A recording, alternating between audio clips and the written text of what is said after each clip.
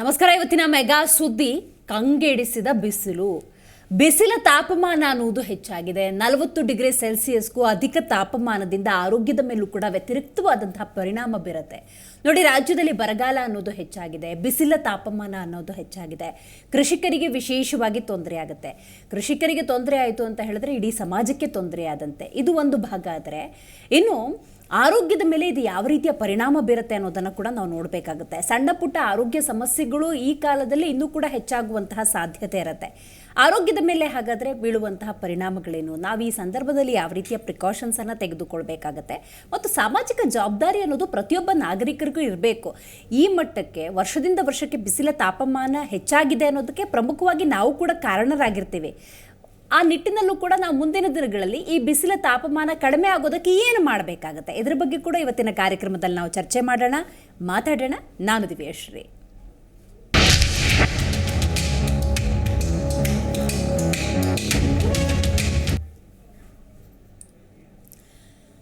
ರಾಜ್ಯದಲ್ಲಿ ಬಿಸಿಲ ತಾಪಮಾನ ಅನ್ನೋದು ಹೆಚ್ಚಾಗ್ತಾ ಇದೆ. ಬಿಸಿಲಿನ ಧಗೆಗೆ ನಿಜಕ್ಕೂ ಕೂಡ ಜನಸಾಮಾನ್ಯರು ಕೂಡ ಹೈರಾಣಾಗಿ ಹೋಗಿದ್ದಾರೆ. ವಿಶೇಷವಾಗಿ ಉತ್ತರ ಕರ್ನಾಟಕ ಭಾಗದಲ್ಲಂತೂ ಅತಿ ಹೆಚ್ಚು ಬಿಸಿಲಿನಿಂದ ಜನಸಾಮಾನ್ಯರು ಕಂಗಾಲಾಗಿ ಹೋಗಿದ್ದಾರೆ. ಇದು ಒಂದು ಭಾಗ. ಆದರೆ ಇನ್ನು ದಕ್ಷಿಣ ಕರ್ನಾಟಕ, ಬೆಂಗಳೂರಿನಂಥ ಪ್ರದೇಶದಲ್ಲೂ ಕೂಡ ಬಿಸಿಲಿನ ತಾಪಮಾನವನ್ನು ತಡೆಯೋದಕ್ಕೆ ಅಸಾಧ್ಯ ಅನ್ನುವಂಥ ಪರಿಸ್ಥಿತಿ ನಿರ್ಮಾಣವಾಗಿದೆ. ರಾಜ್ಯದಲ್ಲಿ 40 ಡಿಗ್ರಿ ಆಸುಪಾಸಿನಲ್ಲಿದೆ ಉಷ್ಣಾಂಶ. ಅತಿಯಾದ ಒಣಹವೆಯಿಂದ ರೋಗಗಳಿಂದ ಬಾಧಿಸುವಂತಹ ಪರಿಸ್ಥಿತಿ ನಿರ್ಮಾಣವಾಗಿದೆ. ಜೊತೆಗೆ ನೀವು ಗಮನಿಸಬೇಕು, ಇನ್ನೆರಡು ದಿವಸಗಳ ಕಾಲ ಒಣಹವೆಯ ಪ್ರಮಾಣ ಹೆಚ್ಚಾಗಿರುತ್ತೆ ಅಂತ ಹವಾಮಾನ ಇಲಾಖೆ ಕೂಡ ಮುನ್ಸೂಚನೆಯನ್ನ ನೀಡಿದೆ. ಅಂದ್ರೆ ಈ ಮಾರ್ಚ್ ತಿಂಗಳ ಅಂತ್ಯದಲ್ಲಿ ಮಳೆಯಾಗುವಂತಹ ಸಾಧ್ಯತೆ ಇದೆ. ಹಾಗಾಗಿ 25, 26, 27 ಈ 3 ದಿವಸದ ಆಸುಪಾಸಿನಲ್ಲಿ ಒಂದಷ್ಟು ಒಣಹವೆಯ ವಾತಾವರಣ ಕೂಡ ಇದ್ದೇ ಇರುತ್ತೆ. ಇದೆಲ್ಲದರ ಜೊತೆಗೆ ಆರೋಗ್ಯದ ಮೇಲೆ ಬಹಳಷ್ಟು ಸಮಸ್ಯೆಯನ್ನು ಉಂಟು ಮಾಡ್ತಾ ಇದೆ. ಚರ್ಮದ ಸಮಸ್ಯೆ ಇರ್ಬೋದು, ಮೆಡ್ರಾಸೈನಂತಹ ಸಮಸ್ಯೆಗಳಿರ್ಬೋದು, ಸನ್ಸ್ಟ್ರೋಕ್, ಮೈಗ್ರೇನ್, ಮೂಗಿನಲ್ಲಿ ರಕ್ತಸ್ರಾವ, ಹೀಗೆ ಬಹಳಷ್ಟು ಅನಾರೋಗ್ಯ ಉಂಟಾಗುವಂತಹ ಸಾಧ್ಯತೆ ಇರುತ್ತೆ. ಇದೆಲ್ಲದರ ಜೊತೆಗೆ ಆಸ್ಪತ್ರೆಗೆ ಭೇಟಿ ನೀಡೋರ ಸಂಖ್ಯೆ ಕೂಡ ದಿನದಿಂದ ದಿನಕ್ಕೆ ಹೆಚ್ಚಾಗ್ತಾ ಇದೆ. ಆರೋಗ್ಯ ಸಮಸ್ಯೆಗಳು ಅಂದಾಗ 20% ಆರೋಗ್ಯ ಸಮಸ್ಯೆಗಳು ದಿನದಿಂದ ದಿನಕ್ಕೆ ಹೆಚ್ಚಾಗ್ತಿರೋದರಿಂದಾಗಿ 30-35% ಹೆಚ್ಚಾಗ್ತಿದೆ ಅನ್ನುವಂಥ ಮಾಹಿತಿ ಲಭ್ಯವಾಗ್ತಾ ಇದೆ. ಉಷ್ಣಾಂಶ ಈ ಮಟ್ಟದಲ್ಲಿ ಹಾಗಾದರೆ ಏರೋದಕ್ಕೆ ಕಾರಣ ಏನು, ಅದಕ್ಕೆ ನಾವು ಹೇಗೆ ಕಾರಣರಾಗಿದ್ದೀವಿ, ಮುಂದಿನ ದಿನಗಳಲ್ಲಿ ಈ ಉಷ್ಣಾಂಶದ ಪ್ರಮಾಣವನ್ನು ಕಡಿಮೆ ಮಾಡೋದಕ್ಕೆ ಸಾರ್ವಜನಿಕರ ಪಾತ್ರ ಅನ್ನೋದು ಹೇಗಿರಬೇಕು, ಜನಜಾಗೃತಿ ಅನ್ನೋದನ್ನು ನಾವು ಹೇಗೆ ಮೂಡಿಸ್ಬೇಕು, ಸರ್ಕಾರದ ಪಾತ್ರ ಏನು, ಈ ಎಲ್ಲ ಆಯಾಮಗಳನ್ನು ನಾವು ಇವತ್ತಿನ ಕಾರ್ಯಕ್ರಮದಲ್ಲಿ ಚರ್ಚೆ ಮಾಡಲೇಬೇಕಾಗತ್ತೆ. ಇದೆಲ್ಲದರ ಜೊತೆಗೆ ಆರೋಗ್ಯ ಅನ್ನೋದನ್ನು ನಾವು ಮಹಾಭಾಗ್ಯ ಅಂತ ಕರಿತೀವಿ. ಹಾಗಾಗಿ ಆರೋಗ್ಯವನ್ನು ಉಳಿಸ್ಕೊಳ್ಳುವ ನಿಟ್ಟಿನಲ್ಲಿ ಪ್ರತಿಯೊಬ್ಬ ನಾಗರಿಕರು ಯಾವ ರೀತಿಯ ಕ್ರಮಗಳನ್ನು ತೆಗೆದುಕೊಳ್ಬೇಕಾಗತ್ತೆ, ತಜ್ಞರನ್ನು ಹೇಗೆ ಭೇಟಿಯಾಗೋದು, ಭೇಟಿಯಾದ ಸಂದರ್ಭದಲ್ಲಿ ತಮ್ಮ ಸಮಸ್ಯೆಗಳನ್ನು ಹೇಗೆ ಹೇಳ್ಕೊಳ್ಳೋದು, ಸೂಕ್ತ ಪರಿಹಾರವನ್ನು ಹೇಗೆ ಕಂಡುಕೊಳ್ಳೋದು, ಇದು ಕೂಡ ಬಹಳ ಮುಖ್ಯ ಆಗುತ್ತೆ. ಆ ಬಗ್ಗೆ ಇವತ್ತಿನ ಕಾರ್ಯಕ್ರಮದಲ್ಲಿ ಮಾತಾಡಲಿಕ್ಕೆ ಮೊದಲನೇದಾಗಿ ನಮ್ಮ ಕಾರ್ಯಕ್ರಮದಲ್ಲಿ ಸಮಾಜ ಸೇವಕರಾಗಿರುವಂತಹ ಕವಿತಾ ರಾಜೇಶ್ ಅವರಿದ್ದಾರೆ. ಸ್ವಾಗತ ನಿಮಗೆ. ನಮಸ್ಕಾರ. ನೋಡಿ, ಬಿಸಿಲು ಎಷ್ಟರ ಮಟ್ಟಿಗಿದೆ ಅಂತ ಹೇಳಿದ್ರೆ, ಬಿಸಿಲು ಅಂದಾಗ ಹಿಂದೆ ಎಲ್ಲ ಉತ್ತರ ಕರ್ನಾಟಕ ಭಾಗದಲ್ಲಿ ಅತಿ ಹೆಚ್ಚು ಬಿಸಿಲು ಅಂತ ನೋಡ್ತಾ ಇದ್ವಿ. ಇವಾಗ ಹಂಗಿಲ್ಲ. ದಕ್ಷಿಣ ಕರ್ನಾಟಕ ಭಾಗದಲ್ಲೂ, ಕರಾವಳಿ ಭಾಗದಲ್ಲೂ, ಮಲೆನಾಡು ಭಾಗದಲ್ಲೂ ಕೂಡ ಅತಿ ಹೆಚ್ಚು ಬಿಸಿಲಿನ ತಾಪಮಾನ. ಏನು ಹೇಳ್ತೀರಿ, ಈ ಮಟ್ಟಕ್ಕೆ ಕಾರಣ ಆಗೋದಕ್ಕೆ ಒಬ್ಬ ನಾಗರಿಕ ಅಥವಾ ಸಮಾಜ ಹೇಗೆ ಕಾರಣ ಆಗಿದೆ ಅಂತ ನಿಮಗನ್ಸುತ್ತೆ? ಹೌದು, ಬಹಳ ನಿಜ. ಈಗ ಕಳೆದ ಹಲವು ವರ್ಷಗಳಿಂದ ನಾವು ಗಮನಿಸ್ಕೊಂಡ್ರೆ ಪ್ರತಿ ವರ್ಷವೂ ಬಿಸಿಲಿನ ತಾಪಮಾನ ಇರ್ಬೋದು ಅತಿ ಹೆಚ್ಚುನೇ ಆಗ್ತಾ ಇದೆ ಹೊರತು ಕಡಿಮೆ ಅಂತೂ ಆಗ್ತಾ ಇಲ್ಲ. ಇದಕ್ಕೆಲ್ಲ ಕಾರಣಗಳು ಜನಸಾಮಾನ್ಯರೇ ಅನ್ನೋದನ್ನ ನಾವೆಲ್ಲ ಒಪ್ಕೊಳ್ತೀವಿ. ಒಂದು ನಾವು ಮಾಡ್ತಾ ಇರುವಂಥ ಒಂದು ಚಟುವಟಿಕೆಗಳಿಂದ ಇರಬಹುದು, ಅತಿ ಹೆಚ್ಚು ವಾಹನಗಳನ್ನ ಎಲ್ಲರೂ ಚಲಾಯಿಸ್ತಾ ಇರೋದ್ರಿಂದ, ಅದರಿಂದ ಹೊರಬರುವಂಥ ಹೊಗೆಗಳಿಂದ, ಸೊ ಅದು ಒಂದು ನಮ್ಮ ಒಂದು ಪರಿಸರದ ಮೇಲೆ ಏನು ದುಷ್ಪರಿಣಾಮ ಬೀಳ್ತಾ ಇದೆ. ಆಮೇಲೆ ಅತಿ ಹೆಚ್ಚು ಪ್ಲಾಸ್ಟಿಕ್ನ ಒಂದು ಬಳಕೆಯಿಂದ, ಸೊ ಅದು ಕೂಡ ಒಂದು ಮುಖ್ಯವಾದ ಕಾರಣ ಆಗುತ್ತೆ ಈ ರೀತಿ ಉಷ್ಣಾಂಶ. ಈಗೆಲ್ಲ ನಮ್ಗೆ ಬಹಳ ವರ್ಷದಿಂದ ಈಗ ಗ್ಲೋಬಲ್ ವಾರ್ಮಿಂಗ್ ಅನ್ನೋದು ಒಂದನ್ನ ನಾವು ಪದೇ ಕೇಳ್ತಾನೆ ಇದೀವಿ. ಆದ್ರೂ ನಾವು ಆ ನಿಟ್ಟಿನಲ್ಲಿ ಏನ್ ಮಾಡ್ಬೇಕನ್ನೋದನ್ನ ಯಾರು ನಾವು ಜವಾಬ್ದಾರಿಯಿಂದ ಮಾಡ್ತಾ ಇಲ್ಲ. ಸೊ ಮೊದಲಿಗೆ ಬಂದಾಗ ಪ್ಲಾಸ್ಟಿಕ್ ನ ಬಳಕೆ ಎಷ್ಟು ನಾವು ಕಡಿಮೆ ಮಾಡಬೇಕು, ಅದನ್ನ ಸರ್ಕಾರದ ಅದನ್ನ ತಡೆಗಟ್ಟಿದ್ರು ಕೂಡ ಏನ್ ಮಾಡ್ತಾರೆ ಜನಸಾಮಾನ್ಯರು, ಒಂದೇ ಒಂದು ಕವರ್ ಇದ್ರೆ ಕೊಟ್ಟು ಬಿಡಿ. ಸೊ ಹಾಗಾಗಿ ಹೋದ್ರು ಶಾಪಿಗೆ ಹೋದ್ರೆ ಕವರ್ ಇದೆಯಾ, ಕವರ್ ಇದೆಯಾ, ಅದನ್ನ ಕೇಳೋ ಒಂದು ಅಭ್ಯಾಸ ನಾವಿನ್ನೂ ಬಿಟ್ಟೇ ಇಲ್ಲ. ಹಾಗಾದ್ರೆ ನಮ್ಮ ಜವಾಬ್ದಾರಿಯಿಂದ ನಾವು ಎಷ್ಟು ದಿನದವರೆಗೂ ಓಡ್ ಹೋಗ್ತಿರ್ತೀವಿ, ಅಲ್ಲಿವರೆಗೂ ಖಂಡಿತ ಈ ಒಂದು ಸಮಸ್ಯೆಗೆ ಪರಿಹಾರ ಅನ್ನೋದು ಇಲ್ಲ. ಈಗ ಎಷ್ಟೇ ಒಂದು ಗಿಡ ನೆಡಬೇಕು, ಅದನ್ನ ಮಾಡಬೇಕು ಅಂತ ನಾವ್ ಏನೇ ಒಂದು ಮಾಡಿದ್ರು, ಎಷ್ಟು ಒಂದು ಸಸಿಗಳನ್ನ ನಾವು ನೆಟ್ಟಿದ್ರು ಕೂಡ ಅದು ಬೆಳೆದು ದೊಡ್ಡದಾಗಿ ಅದರಿಂದ ಒಂದು ನಮ್ಮ ಪರಿಸರಕ್ಕೆ ಒಳಿತು ಆಗೋ ತನಕ ಆಗೋ ಒಂದು ದುಷ್ಪರಿಣಾಮಗಳು ಏನಿದೆ, ಈಗ ಹೆಚ್ಚು ಹೆಚ್ಚು ವಾಹನ ದಟ್ಟಣೆ ಇರಬಹುದು, ಅಥವಾ ಪ್ಲಾಸ್ಟಿಕ್ ನ ಬಳಕೆ ಇರಬಹುದು, ಅಥವಾ ಸರಿಯಾದ ರೀತಿನಲ್ಲಿ ನಾವು ಒಂದು ಏನು ಕ್ರಮನ ತೆಗೆದುಕೊಳ್ಳದೇ ಇರೋ ಒಂದು ಕಾರಣದಿಂದ ಕೂಡ ಉಷ್ಣಾಂಶ ಪ್ರತಿ ವರ್ಷ ಹೆಚ್ಚಾಗ್ತಾ ಇದೆ. ಆದ್ರೆ ನಿಮ್ ಪ್ರಕಾರ ಪ್ರತಿಯೊಬ್ರು ಕೂಡ ಕಾರಣ ಈ ಜಾಗತಿಕ ತಾಪಮಾನ ಈ ಮಟ್ಟಿಗೆ ಆಗೋದಕ್ಕೆ ಅಲ್ವಾ? ಪ್ರತಿಯೊಬ್ರು ಕಾರಣ. ಈಗ ನೋಡಿ, ನಾವು ಹೊರಗಡೆ ಹೋಗ್ತಿದೀವಿ, ನಮ್ಗೆ ಗೊತ್ತಿದೆ ನೀರಿನ ಅಗತ್ಯ ಇರುತ್ತೆ ಅಂತ. ನಾವೆಲ್ಲಾ ಮನೆಯಲ್ಲಿ ಸ್ಟೀಲಿನ ಬಾಟ್ಲ್ಗಳನ್ನ ಇಟ್ಕೊಂಡಿರ್ತೀವಿ.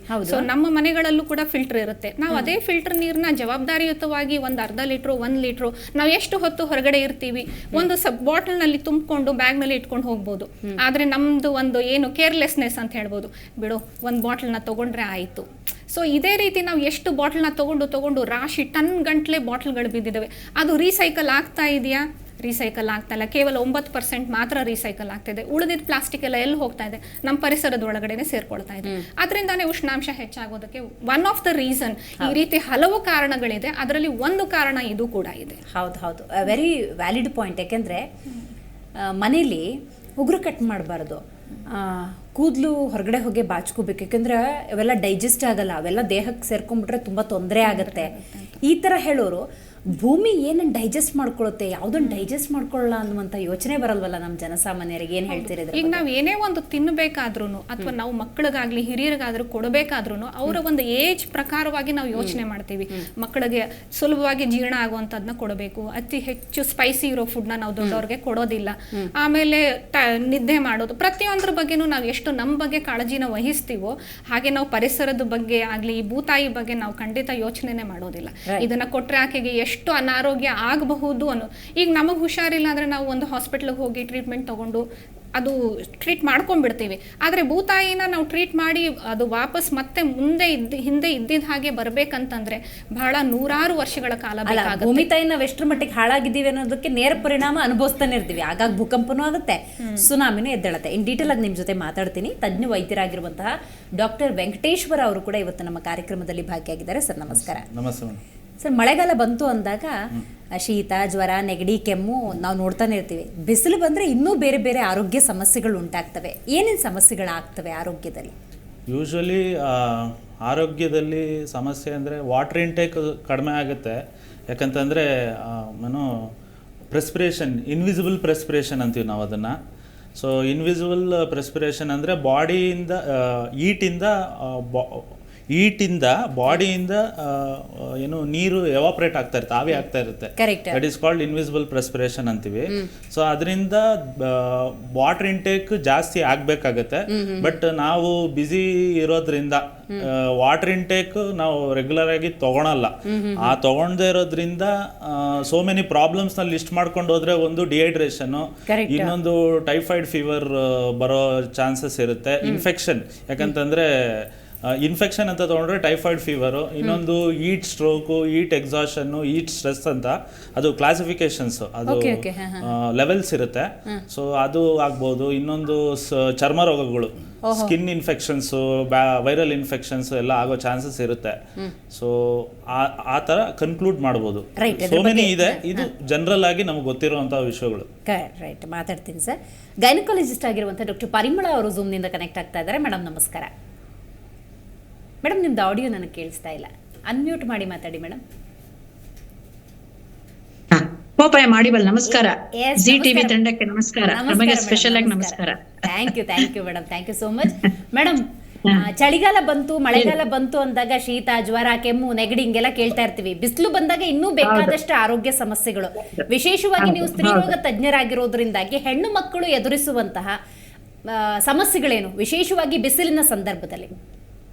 ಎಸ್, ಹೆಣ್ಣು ಮಕ್ಕಳು ಅಂದಷ್ಟು ನಾವು ಸಾಧಾರಣ ಪ್ರೆಗ್ನೆಂಟ್ ಲೇಡೀಸ್ ಬಗ್ಗೆ ಕಾನ್ಸಂಟ್ರೇಟ್ ಮಾಡ್ತೀವಿ, ಅದನ್ನ ಆಮೇಲೆ ಹೇಳ್ತೀನಿ. ಆದ್ರೆ ಜನರಲ್ ಆಗಿ ಹೆಣ್ಮಕ್ಳಿಗೆ ಬಿಸಿಲು ಬಂತು ಅಂದ್ರೆ ಸ್ಕಿನ್ ಬಗ್ಗೆನೆ ತುಂಬಾ ಯೋಚನೆ ಅಂತ ಹೇಳ್ಬೋದು.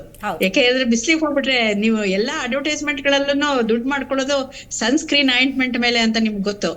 ಸೊ ಅದ್ರಿಂದ ಈ ಒಂದು ಸ್ಕಿನ್ ನಲ್ಲಿ ಇರಿಟೇಷನ್ ಬರೋದು, ಡ್ರೈನೆಸ್ ಆಗೋದು, ಮತ್ತೆ ಅದು ಕಪ್ಪು ಚರ್ಮವನ್ನ ಮಾಡೋದು. ಯಾಕಂದ್ರೆ ಸನ್ನಿಗೆ ಎಕ್ಸ್ಪೋಸ್ ಆದ ತಕ್ಷಣ ಸ್ವಲ್ಪ ರೇಡಿಯೇಷನ್ ಬಿದ್ದಾಗ ಅದು ಮೆಲನಿನ್ ಪಿಗ್ಮೆಂಟ್ ಜಾಸ್ತಿ ಆಗೋದ್ರಿಂದ ಸಡನ್ಲಿ ಅವರಿಗೆ ಪಿಗ್ಮೆಂಟ್ ಚೇಂಜಸ್ ಆಗಿ ಸನ್ ಸ್ಟ್ರೋಕ್ ಅಂತ ಇದು ಅವರಿಗೆ ಸೆನ್ಸಿಟಿವ್ ಸ್ಕಿನ್ ಇದ್ರೆ ವಿಶೇಷವಾಗಿ ಅದು ಈ ತರ 36-40ರಲ್ಲಿ ಒಂದು ಅರ್ಧ ಗಂಟೆ ಅವರು ಓಡಾಡಿ ಬಂದ್ರು ಕೂಡ ಚರ್ಮದ ಒಂದು ಬಗ್ಗೆ ತುಂಬಾ ಕಾಳಜಿ ಅವರಿಗೆ ಉಂಟಾಗುತ್ತೆ, ಯಾರಿಗೇ ಆಗ್ಲಿ ಅಷ್ಟೇ. ಆಮೇಲೆ ಇನ್ನೊಂದೇನು ಅಂದ್ರೆ ಡಿಹೈಡ್ರೇಷನ್ ಆಗೋದು. ಡಿಹೈಡ್ರೇಷನ್ ಆಗೋದ್ರಿಂದ ಸಾಧಾರಣವಾಗಿ ಯುರಿನರಿ ಟ್ರಾಕ್ಟ್ ಇನ್ಫೆಕ್ಷನ್ಗಳು ಹೆಣ್ಮಕ್ಳಿಗೆ ಕಾಮನ್. ಯಾಕೆ ಅಂತಂದ್ರೆ ಬೇಗನೆ ಇನ್ಫೆಕ್ಷನ್ ಅನ್ನ ತಗೊಳ್ಳುವಂತ ಒಂದು ಪ್ರವೃತ್ತಿ ಇರುತ್ತೆ. ಯಾಕೆಂದ್ರೆ ನಮ್ಮಲ್ಲಿ ಮೂತ್ರನಾಳ ತುಂಬಾ ಚಿಕ್ಕದಾಗಿದ್ದು ಅಂದ್ರೆ ದೈವದತ್ತವಾಗಿ ಬೆಳವಣಿಗೆನಲ್ಲಿ ಚಿಕ್ಕದಾಗಿದ್ದರಿಂದ ಈ ವೈರಸ್ ಆಗ್ಲಿ ಯಾವ್ದಾರ ಡಸ್ಟ್ ಆಗ್ಲಿ ಟ್ರಾವೆಲ್ ಮಾಡಿದಾಗ ಬೇಗ ಒಂದು ಇನ್ಫೆಕ್ಷನ್ ತಗೊಳ್ಳೋಂತ ಪ್ರವೃತ್ತಿ ಜಾಸ್ತಿ ಇರುತ್ತೆ. ಈ ಡಿಹೈಡ್ರೇಷನ್ ಆಗ್ತಾ ಇರೋದ್ರಿಂದ, ಯಾಕೆಂದ್ರೆ ಬಿಸಿಲಿರೋದ್ರಿಂದ ನೀರಿನ ಪ್ರಮಾಣ ತಗೊಳ್ಳೋದು ಕಡಿಮೆ ಆಗುತ್ತೆ. ನ್ಯಾಚುರಲಿ ನೀರಿನ ಪ್ರಮಾಣ ತಗೊಳ್ಳೋದು ಕಡಿಮೆ ಆದಾಗ ಹಗಲೆಲ್ಲ ಒಂದು ಯೂರಿನ್ ಹೋಗ್ಬೇಕು ಅನ್ನೋ ಒಂದು ಫೀಲಿಂಗ್ ಬರೋದು ಮತ್ತು ಇನ್ಫೆಕ್ಷನ್ ರೇಟ್ ಜಾಸ್ತಿ ಆಗುತ್ತೆ. ಸೊ ಈ ಒಂದು ಕಾರಣನು ತುಂಬಾ ಹೆಣ್ಮಕ್ಳಲ್ಲಿ ಕಂಡು ಬರುತ್ತೆ. ಆಮೇಲೆ ಅದಲ್ದೆ ಪ್ರೆಗ್ನೆಂಟ್ ಲೇಡೀಸ್ ಹೆಣ್ಮಕ್ಳಲ್ಲಿ ಮುಖ್ಯವಾಗಿ ಬರೋದು ಅಂತಂದ್ರೆ ಮಗು ಜೊತೆಗಿರೋ ಆಮ್ನಿಯಾಟಿಕ್ ಫ್ಲೂಯಿಡ್. ಇದನ್ನ ನಾನು ಖಂಡಿತವಾಗೂ ಹೇಳಕ್ ಇಷ್ಟಪಡ್ತೀನಿ. ಆಮ್ನಿಯಾಟಿಕ್ ಫ್ಲೂಯಿಡ್ ಅಂದ್ರೆ ಮಗು ಜೊತೆ ಒಂದು ಇರುವಂತ ಒಂದು ಫ್ಲೂಯಿಡ್, ಆಮ್ನಿಯಾಟಿಕ್ ಫ್ಲೂಯಿಡ್ ಅಂತ. ಆ ಫ್ಲೂಯಿಡ್ ಎಷ್ಟಿರುತ್ತೋ ಅಂದ್ರೆ ಒಂದು 12-14 ಇರ್ಬೇಕು ಅನ್ನೋ ಒಂದು ಅದಕ್ಕೆ ಯೂನಿಟ್ ಇರುತ್ತೆ. ಅದು ಇರ್ಲಿಲ್ಲ ಅಂತಂದ್ರೆ ಅದು ಸಾಧಾರಣ ಬರೋದೇನು ಅಂದ್ರೆ ತಾಯಿ ತಗೊಳ್ಳೋ ಒಂದು ನೀರಿನಿಂದ ಮತ್ತೆ ಮಗು ಒಂದು ಮಾಡೋ ಮೂತ್ರ ವಿಸರ್ಜನೆ, ಒಳಗಡೆನೆ ಮಗು ಮೂತ್ರ ವಿಸರ್ಜನೆ ಮಾಡುತ್ತೆ, ಒಳಗಡೆ ಅದು ಸ್ವಲ್ಪ ಕಪ್ಕೊಳ್ಳುತ್ತೆ, ವಾಂತಿ ಮಾಡುತ್ತೆ, ಇವೆಲ್ಲ ಸೇರ್ಬಿಟ್ಟು ಬಾಡಿ ಫ್ಲೂಯಿಡ್ ಟ್ರಾನ್ಸ್ಫ್ಯೂಸ್ ಆಗೋದ್ರಿಂದ ಒಳಗಡೆಗೆ ಒಂದು ಫ್ಲೂಯಿಡ್, ಒಂದ್ ಸ್ಮಾಲ್ ಸ್ವಿಮ್ಮಿಂಗ್ ಪೂಲೇ ಇರುತ್ತೆ ಮಗುಗೆ. ತುಂಬಾ ಇದು ಇಂಟ್ರೆಸ್ಟಿಂಗ್ ಅಂತ ಹೇಳ್ಬೋದು. ಅದ್ರೊಳಗಡೆ ತೇಲಾಡ್ಕೊಂಡು ಆಕ್ಸಿಜನ್ ತಗೊಂಡು ಮಗು ಇರುತ್ತೆ. ಬಟ್ ಯಾವಾಗ ಈ ಡಿಹೈಡ್ರೇಷನ್, ಆ ತಾಯಿ ನೀರನ್ನ ಜಾಸ್ತಿ ತಗೋತಾ ಇಲ್ಲ ಅಥವಾ ತುಂಬಾ ಎಕ್ಸ್ಪೋಸ್ ಆಗ್ತಾ ಇದ್ದಾಳೆ, ಅದ್ರ ಬಗ್ಗೆ ಕಾಳಜಿ ವಹಿಸ್ತಿಲ್ಲ ಇದ್ದಾಗ, ಮೊದ್ಲೇನೆ ನಾವು ಪ್ರೆಗ್ನೆನ್ಸಿ ಏನಂತೀವಿ, it is A plasma dilution ಅಂತೀವಿ. ಇರೋ ಪ್ಲಾಸ್ಮಾ ಎಕ್ಸ್ಪ್ಯಾಂಡ್ ಆಗ್ಬಿಟ್ಟಿರುತ್ತೆ. ಬ್ಲಡ್ ಅಲ್ಲಿ ಬ್ಲಡ್ ಸೆಲ್ಸ್ ಮತ್ತೆ ಪ್ಲಾಸ್ಮಾ 2 ಭಾಗ ಇರುತ್ತೆ. ಆ ಪ್ಲಾಸ್ಮಾ ವಾಲ್ಯೂಮ್ ಕಡಿಮೆ ಆದಾಗ ಮಗುವಿನ ಆಮ್ನಿಯಾಟಿಕ್ ಫ್ಲೂಯಿಡ್ ಕೂಡ ಕಡಿಮೆ ಆಗುತ್ತೆ. ಮಗುವಿನ ಆಮ್ನಿಯಾಟಿಕ್ ಫ್ಲೂಯಿಡ್ ಕಡಿಮೆ ಆದ್ರೆ ಏನಾಗುತ್ತೆ ಅಂದ್ರೆ ಮಗುಗೆ ಉಸಿರು ಕಟ್ಟಂತ ಚಾನ್ಸಸ್ ತುಂಬಾ ಇರುತ್ತೆ. ಯಾಕೆಂದ್ರೆ ಅದಕ್ಕೆ ಆಕ್ಸಿಜನ್ ತಗೊಳಕ್ ಕಷ್ಟ. ಈಗ ನೋಡಿ, ಫಿಶ್ ಮತ್ತೆ ಒಂದು ಪಾಂಡ್ ನೀರಲ್ಲಿ ಇದ್ದಷ್ಟು ಫಿಶ್ಗೇನು ಅನುಕೂಲ ತಾನೆ, ಅದು ಹೊರಗಡೆ ಬಂದ ತಕ್ಷಣ ಆಕ್ಸಿಜನ್ ಕಡಿಮೆ ಅದಕ್ಕೆ. ಹಾಗೆ ಇದೇ ಒಂದು ಕರೆಕ್ಟ್ ಆದ ಒಂದು ಎಕ್ಸಾಂಪಲ್ ಅಂತ ಹೇಳ್ಬೋದು. ಸೊ ಈ ಎಲ್ಲಾ ಕಾರಣಗಳು ಮತ್ತೆ ಇದಲ್ಲದೆ ಪ್ರೀಮ್ಯಾಚುರ್ ಡೆಲಿವರಿಗಳು ಮತ್ತೆ ಮುಖ್ಯವಾಗಿ ಲೂಸ್ ಮೋಷನ್ಸ್ ಆಗೋದು ತುಂಬಾ ಕಾಮನ್ ಈ ಸಮ್ಮರ್ ಗಳಲ್ಲಿ. ನಾವು ಹೆಣ್ಮಕ್ಳಿಗೆ ಆಗ್ಲಿ ಯಾರಿಗೇ ಆಗ್ಲಿ, ಯಾಕಂದ್ರೆ ಹೊರಗಡೆ ಬಂದಿದ್ದು ಊಟನೇ ಇರ್ಬೋದು ಅಥವಾ ಪಾತ್ರೆಗಳು ಮತ್ತೆ ಏನು ತೊಳೆದಾಗ ಜಾಸ್ತಿ ನೀರಿನ ಒಂದು ಖರ್ಚಾಗದೆ ಮಾಡಿದಾಗ ಒಂದು ಕ್ಲೆನ್ಲಿನೆಸ್, ಹೈಜೀನ್ ಒಂದು ಪ್ರಾಬ್ಲಮ್ ನಲ್ಲಿ ಆಗ್ಬೋದು. ಅದಲ್ದೇನೆ ಈ ತರಕಾರಿಗಳು ಏನ್ ಬರ್ತಾ ಇದೆ ಅದನ್ನ ನಾವು ಚೆನ್ನಾಗಿ ತೊಳೆದು ತಿನ್ಲಿಕ್ಕೆ ನೀರಿನ ಅಂಶನೇ ನಮ್ಮ ಮನೆಯಲ್ಲಿ ಕಡಿಮೆಗಳಲ್ಲಿ ಇರೋದ್ರಿಂದ ನಾವು ಇರೋದ್ರಲ್ಲೇ ಚೆನ್ನಾಗಿ ಇದ್ ಮಾಡ್ಬೇಕು. ಅಥವಾ ಹೊರಗಡೆ ಊಟ ತಿಂಡಿಗಳನ್ನು ಆದಷ್ಟು ಉಪಯೋಗಿಸ್ತೇ ಇರೋದು ತುಂಬಾ ಮುಖ್ಯ. ಯಾಕೆಂದ್ರೆ ಯಾವ ರೀತಿ ಅಲ್ಲಿ ಒಂದು ಕ್ಲೆನ್ಲಿನೆಸ್ ಇಂದ ಬರ್ತಾ ಇದೆ ಅನ್ನೋದು ಯಾವಾಗ್ಲೂ ಒಂದು ಪ್ರಶ್ನೆ, ಅದು ಯಾವುದೇ ಸಮಯದಲ್ಲಾಗ್ಲಿ. ಈ ಸಮ್ಮರ್ ಅಲ್ಲಿ ಅದಕ್ಕೇನೆ ಎಷ್ಟೋ ಸರಿ ತುಂಬಾ ಜನ ಲೂಸ್ ಮೋಷನ್ಸ್, ವಾಂತಿ, ಬೇದಿ, ಈ ತರ ಕಾಯಿಲೆಗಳು, ಆಮೇಲೆ ಒಂದೊಂದ್ಸರಿ ಇದಕ್ಕೆ ಕಾಲರಾ ಬ್ರೇಕ್ ಆಗೋದು, ಇದೆಲ್ಲ ಮುಖ್ಯ. ಮತ್ತೆ ಈ ಒಂದು ಚಿಕನ್ ಪಾಕ್ಸ್ ಅಂತ ಏನಂತೀವಿ, ವೈರಸ್ ಗಳ ಹಾವಳಿ ಜಾಸ್ತಿ ಆಗತ್ತೆ. ಸೊ ಚಿಕನ್ ಪಾಕ್ಸ್ ಗಳು ಆದ್ರೆ ನಮ್ಮ ಪ್ರೆಗ್ನೆಂಟ್ ಲೇಡೀಸ್ಗಂತೂ ತುಂಬಾ ಕಷ್ಟ. ನಮ್ಮ ಹೆಣ್ಮಕ್ಳು ಚಿಕ್ಕವ್ರು ಇರ್ಬೋದು, ಸ್ಕೂಲಿಗೆ ಹೋಗೋರು ಇರ್ಬೋದು. ಕಂಜಂಕ್ಟಿವಿಟಿಸ್ ಅಂತ ಏನಂತೀವಿ, ಕಣ್ಣಿನ ಒಂದು ಇದು, ಯಾಕಂದ್ರೆ ಡ್ರೈ ಕಂಜಂಕ್ಟಿವ್ ಆಗೋದ್ರಿಂದ ಯಾವ್ದೋ ಒಂದು ವೈರಸ್, ಬ್ಯಾಕ್ಟೀರಿಯಾ ಇನ್ಫೆಕ್ಷನ್, ಹಿಂಗೆ ಹಲವಾರು ಒಂದು ತೊಂದರೆಗಳಿಗೆ ನಮ್ಮ ಹೆಣ್ಮಕ್ಳು ಒಳಗಾಗ್ತಾರೆ. ಮುಖ್ಯವಾಗಿ ಇನ್ನೊಂದು ವಿಶೇಷವಾಗಿ ಏನ್ ಹೇಳ್ತೀನಿ ಅಂದ್ರೆ ಎಲ್ಲಾ ಎಲ್ಡರ್ಸ್, ಆದ್ರೆ ಮೆನೋಪಾಸ್ ಆಗಿರುವಂತ ಎಲ್ಡರ್ಸ್ ಏನಂತೀವಿ, ಒಂದು 50 ವರ್ಷದವರು. ಮೆನೋಪಾಸ್ ಅಂದ್ರೆ ಏನು, ಮೆನ್ಸಸ್, ಈ ಒಂದು ಕಾರಣನ ನಾವು ಆಮೇಲೆ ನಾವು ಇದನ್ನ ಹೈಲೈಟ್ ಮಾಡಿ ಹೇಳೋಣ ಅಂತ. Right madam, right. ಸಾರ್ವಜನಿಕರ ಪಾತ್ರ ಏನು ಅನ್ನೋದು ನೀವು ತಿಳಿಸ್ಕೊಡ್ಬೇಕು. ಯಾಕಂತ ಹೇಳಿದ್ರೆ ಇವತ್ತು ನಾವಾಗಲೇ ಚರ್ಚೆ ಮಾಡಿದ್ವಿ, ಪ್ಲಾಸ್ಟಿಕ್ ಇರ್ಬೋದು. ನಮ್ಮ ಈಗ ಮಳೆಗಾಲ ಬಂತು, ಆ ಮಳೆ ಬಂದ ಟೈಮಲ್ಲಿ ನಮ್ಮ ಬೆಂಗಳೂರು ವಿಶೇಷವಾಗಿ ಆ ಮಳೆ ನೀರನ್ನು ಹೀರ್ಕೊಳ್ಳೋ ಶಕ್ತಿನೇ ಕಳ್ಕೊಂಡ್ಬಿಟ್ಟಿದೆ. ಕಾರಣ ಕಂಪ್ಲೀಟ್ ಕಾಂಕ್ರೀಟ್ ಮಯ. ಸರಿನಾ ಇದು ನಮ್ಮ ನಡೆ? ಅಂದರೆ ನಮ್ಮ ಮನೆ ಗಲೀಜಾಗಬಾರ್ದು. S, I agree. ಹಾಗಂತ ಎಲ್ಲ ಕಾಂಕ್ರೀಟ್ ಮಯ ಆದರೆ ಸಮಾಜಕ್ಕೊಂದು ಕೊಡುಗೆ, ಆ ಪ್ರಕೃತಿಗೊಂದು ಕೊಡಬೇಕು ಅನ್ನೋ ಮನೋಭಾವನೆ ನಮ್ಮಲ್ಲಿ ಇಲ್ವಲ್ಲ. ಏನು ಹೇಳ್ತೀರಾ ಇದ್ರ ಬಗ್ಗೆ? ಹೌದು, ಈಗ ಒಂದು ರೀತಿಯಲ್ಲಿ ನೋಡಿದಾಗ ಇನ್ಫ್ರಾಸ್ಟ್ರಕ್ಚರು ಇದೆಲ್ಲ ಡೆವಲಪ್ಮೆಂಟು ಅಷ್ಟೇ ಮುಖ್ಯ ಆಗುತ್ತೆ. ಈಗ ಒಂದು ದೇಶ ಮುಂದುವರೆದಿದೆ ಅನ್ನೋದನ್ನ ಯಾವುದ್ರ ಮೇಲೆ ಜಡ್ಜ್ ಮಾಡ್ತಾರೆ ಅನ್ನೋದು ನಿಮಗೆ ಎಲ್ಲ ಚೆನ್ನಾಗಿ ಗೊತ್ತಿದೆ. ಅಲ್ಲಿ ಇನ್ಫ್ರಾಸ್ಟ್ರಕ್ಚರ್ ಹೇಗಿದೆ, ರೋಡ್ಸ್ ಹೇಗಿದೆ, ಈಗ ಹೈವೇ ರೋಡ್ಸ್ ಎಷ್ಟು ಇದೆಯೋ ಅದ್ರ ಮೇಲೆ ಇದು ಎಷ್ಟು ಡೆವಲಪ್ಡ್ ಕಂಟ್ರಿ ಅನ್ನೋದ್ರ ಮೇಲೂ ಜಡ್ಜ್ ಮಾಡ್ತಾರೆ. ಸೊ ಅವೆಲ್ಲ ಅಗತ್ಯ ಕೂಡ ಹೌದು. ಅದೇ ನಿಟ್ಟಿನಲ್ಲಿ ನಾವು ಯೋಚನೆ ಮಾಡ್ತಾ ಇರಬೇಕಾದ್ರೆ ಇನ್ನೊಂದು ಕಡೆ ಏನಾಗಿದೆ ಅಂತಂದ್ರೆ ರೈತರು ಇರ್ಬೋದು, ಇರ್ಬೋದು, ತಮ್ಮ ಹೊಲಗಳನ್ನು ಆ್ಯಕ್ಚುಲಿ ಸೈಟ್ ಆಗಿ ಕನ್ವರ್ಟ್ ಮಾಡಿ ಅದನ್ನು ಕೊಡ್ತಾ ಇರೋದು, ಅದು ಒಂದು ಮೇನ್ ರೀಸನ್ ಆಗುತ್ತೆ ಇದಕ್ಕೆ. ಅದಕ್ಕೆ ಕಾರಣಗಳು ಹಲವು ಇರಬಹುದು, ಆದರೆ ಈಗ ಏನಂದರೆ ಅದು ಖಾಲಿ ಜಮೀನುಗಳು, ಭೂಮಿಗಳನ್ನ ಈಗ ಸೈಟ್ ಆಗಿ ಕನ್ವರ್ಟ್ ಮಾಡಿದ್ಮೇಲೆ ಮತ್ತೆ ಮನೆಗಳಾಗ್ತವೆ, ಕಾಂಕ್ರೀಟ್ ರೋಡ್ಸ್ ಆಗ್ತವೆ, ಬಿಲ್ಡಿಂಗ್ ಆಗ್ತವೆ. ಹಾಗಾಗಿ ಎಷ್ಟು ಖಾಲಿ ಪ್ರದೇಶಗಳು ಇರಬೇಕು ಅದು ದಿನೇ ದಿನೇ ಕಡಿಮೆ ಆಗ್ತಾ ಹೋಗ್ತಾ ಇದೆ. ಸೊ ಎಲ್ಲರಿಗೂ ಅಷ್ಟೇ, ಈಗ ಬೆಂಗಳೂರಿನಂಥ ಸಿಟಿನಲ್ಲಿ ಯಾರು ಈಗ ಗಾರ್ಡನ್ ಇಟ್ಕೊಳ್ಳೋ ಅಷ್ಟು ಸ್ಪೇಸ್ ಆಗಲಿ ಅದನ್ನು ಎಕ್ಸ್ಪೆಕ್ಟ್ ಮಾಡೋದು ತಪ್ಪಾಗುತ್ತೆ. ಬಟ್ ಆದರೆ ಈ ಸಣ್ಣ ಸಣ್ಣ ಪಾಟ್ಗಳಲ್ಲೂ ಕೂಡ ಇವಾಗ ವರ್ಟಿಕಲ್ ಗಾರ್ಡನ್ ಇರ್ಬೋದು, ಇಂಥ ಸಣ್ಣ ಪುಟ್ಟ ಪ್ರಯತ್ನ ಖಂಡಿತ ಮಾಡ್ಬೋದು. ಅದರಿಂದ ಹೆಚ್ಚು ವ್ಯತ್ಯಾಸ ಆಗದೆ ಇರ್ಬೋದು, ಆದರೂ something is better than nothing ಅನ್ನೋ ಥರ. ಏನೋ ಮಾಡದೇ ಇರೋದಕ್ಕಿಂತ ಏನಾದರೂ ಒಂದು ಮಾಡೋಣ. ಬಟ್ ನಾವು ಮಾಡೋ ಅಂಥದ್ದು ಹಲವು ಇದಾವೆ. ನಾನು ಈಗಾಗಲೇ ಹೇಳಿದಂಗೆ ಪ್ಲಾಸ್ಟಿಕ್ ಬಳಕೆನ ಕಡಿಮೆ ಮಾಡೋದು, ನಮ್ಮ ಸ್ವಂತ ಬಟ್ಟೆ ಬ್ಯಾಗ್ಗಳನ್ನು ಉಪಯೋಗಿಸೋದು. ಈಗ ಪ್ರತಿನಿತ್ಯ ಮನೆಯಿಂದ ಹೊರಗಡೆ ಹೋಗ್ತಾ ಇದೀವಿ ಅಂದಾಗ ನಮ್ಮ ಬ್ಯಾಗ್ನಲ್ಲಿ ಒಂದು ಹ್ಯಾಟ್ ಇರ್ಬೋದು, ಕೂಲಿಂಗ್ ಗ್ಲಾಸ್ ಇರ್ಬೋದು, ನೀರಿನ ಬಾಟ್ಲ್ ಇರ್ಬೋದು, ಹೀಗೆಲ್ಲ ಇಟ್ಕೊಂಡು ಒಂದು ಪ್ರಿಪ್ರೇಷನ್ ಅನ್ನೋದು ನಮ್ಮಲ್ಲಿ ಮೊದಲೇ ಇರಬೇಕು. ಯಾಕಂದ್ರೆ ನಾವು ಎಷ್ಟು ಸಿಸ್ಟಮ್ಯಾಟಿಕ್ ಆಗಿ ಇರ್ತೀವಿ ಅಷ್ಟು ನಮ್ದು ಆ ದಿನದ ಒಂದು ವರ್ಕ್ ಏನಿರುತ್ತೆ ಅಷ್ಟೇ ಸ್ಮೂತ್ ಆಗಿ ಹೋಗುತ್ತೆ. ಸೊ ಅದೇ ರೀತಿ ನಮ್ಮ ಒಂದು ಜವಾಬ್ದಾರಿಗೆ ಬಂದಾಗ ಕೂಡ ನಾವು ಎಷ್ಟು ಒಂದು ಪ್ಲಾಸ್ಟಿಕ್ನ ಅನ್ನೆಸೆಸರಿ ಆಗಿ ನಾವು ಹೊರಗಡೆ ಹಾಕ್ತೀವಿ. ಈಗ ಒಂದು ಕಪ್ಸ್ ಇರ್ಬೋದು, ಆದಷ್ಟು ಇವಾಗ ಒಂದು ಚಹಾ ಕುಡಿಯೋ ಅಭ್ಯಾಸ ಇರೋರು ಇರ್ಬೋದು, ಈಗ ಹಲವು ಕಡೆ ಆ ಚಾಯ್ ಪಾಯಿಂಟ್ ಅಂತ ಏನಿದೆ ಅಲ್ಲಿ ಮಣ್ಣಿನ ಒಂದು ಇದನ್ನ ಕೊಡ್ತಾ ಇದ್ದಾರೆ. ಸೊ ಅಂಥದನ್ನ ನಾವು ಹೆಚ್ಚು ಹೆಚ್ಚು ಸಪೋರ್ಟ್ ಮಾಡಬೇಕು ಅಂಥದನ್ನ. ಸೊ ನಾವು ಏನಂತಂದ್ರೆ ಅತಿಯಾಗಿ ಮಾಡರ್ನ್ ಆಗಕ್ಕೆ ಹೋಗಿ ನಮಗೆ ಎಲ್ಲ ಈ ಸ್ಟೈಲಿಶ್ ಕಪ್ಸ್ ಏನಿರ್ತವೆ, ಪ್ಲಾಸ್ಟಿಕ್ ಕಪ್ಸು ವಿತ್ ಸ್ಟ್ರಾ ಅಂಥದ್ದೇ ಬೇಕು ನಮಗೆ. ಸೊ ಅದ್ರ ನನಗೆ ಇನ್ನೂ ಕೆಲವು ಸತಿ ಬೇಜಾರ್ ಅಂತ ಅನ್ಸೋದೇನು ಅಂದ್ರೆ, ಈ ವನ ಮಹೋತ್ಸವ ಬರಲಿ, ವಿಶ್ವ ಪರಿಸರ ದಿನ ಬರಲಿ, ಏನು ಗಿಡ ನಡೋದು, ಆಮೇಲೆ ಅದನ್ನ ಕಾಳಜಿ ಮಾಡೋರೇ ಇಲ್ಲ. ಆಮೇಲೆ ಅಭಿವೃದ್ಧಿ ಹೆಸರಿನಲ್ಲಿ ಮೆಟ್ರೋ ಬರಬೇಕು, ರಸ್ತೆಗಳಾಗಬೇಕು, ಐ ಅಗ್ರಿ. ಒಂದಷ್ಟು ಕಾಡುಗಳು ಅಥವಾ ಮರಗಳನ್ನು ನಾಶ ಮಾಡ್ತಾರೆ. ಬೆಂಗಳೂರಿನ ಉದ್ಯಾನ ನಗರಿ ಅಂತಾನೂ ಕರಿತೀವಿ ವಿಶೇಷವಾಗಿ. ಸೊ ಮರ ಕಡಿತಾರೆ, ಕಡ್ದಾದ್ಮೇಲೆ ಅದಕ್ಕೊಂದು ಪರ್ಯಾಯವಾಗಿ ಕೋರ್ಟ್ ಆರ್ಡರ್ ಕೊಡುತ್ತೆ, ನೀವು ಇಷ್ಟು ಗಿಡಗಳನ್ನು ನೆಡಬೇಕು ಅಂತ. ನಟ್ಟು ಬರ್ತಾರೆ, ಆದ್ರೆ ಅದ್ರ ಪಾಲನೆ ಪೋಷಣೆ ಆಗ್ತಿದ್ಯಾ? ಅದಕ್ಕೆ ನೀರನ್ನ ಸಕಾಲಕ್ಕೆ ನಾವ್ ಹೆಂಗ್ 3 ಹೊತ್ತು ಊಟ ಮಾಡ್ತೀವಿ ಹಂಗೆ ಅದಕ್ಕೆ ನೀರು ಕೊಡಬೇಕು, ಗೊಬ್ಬರ ಕೊಡಬೇಕು.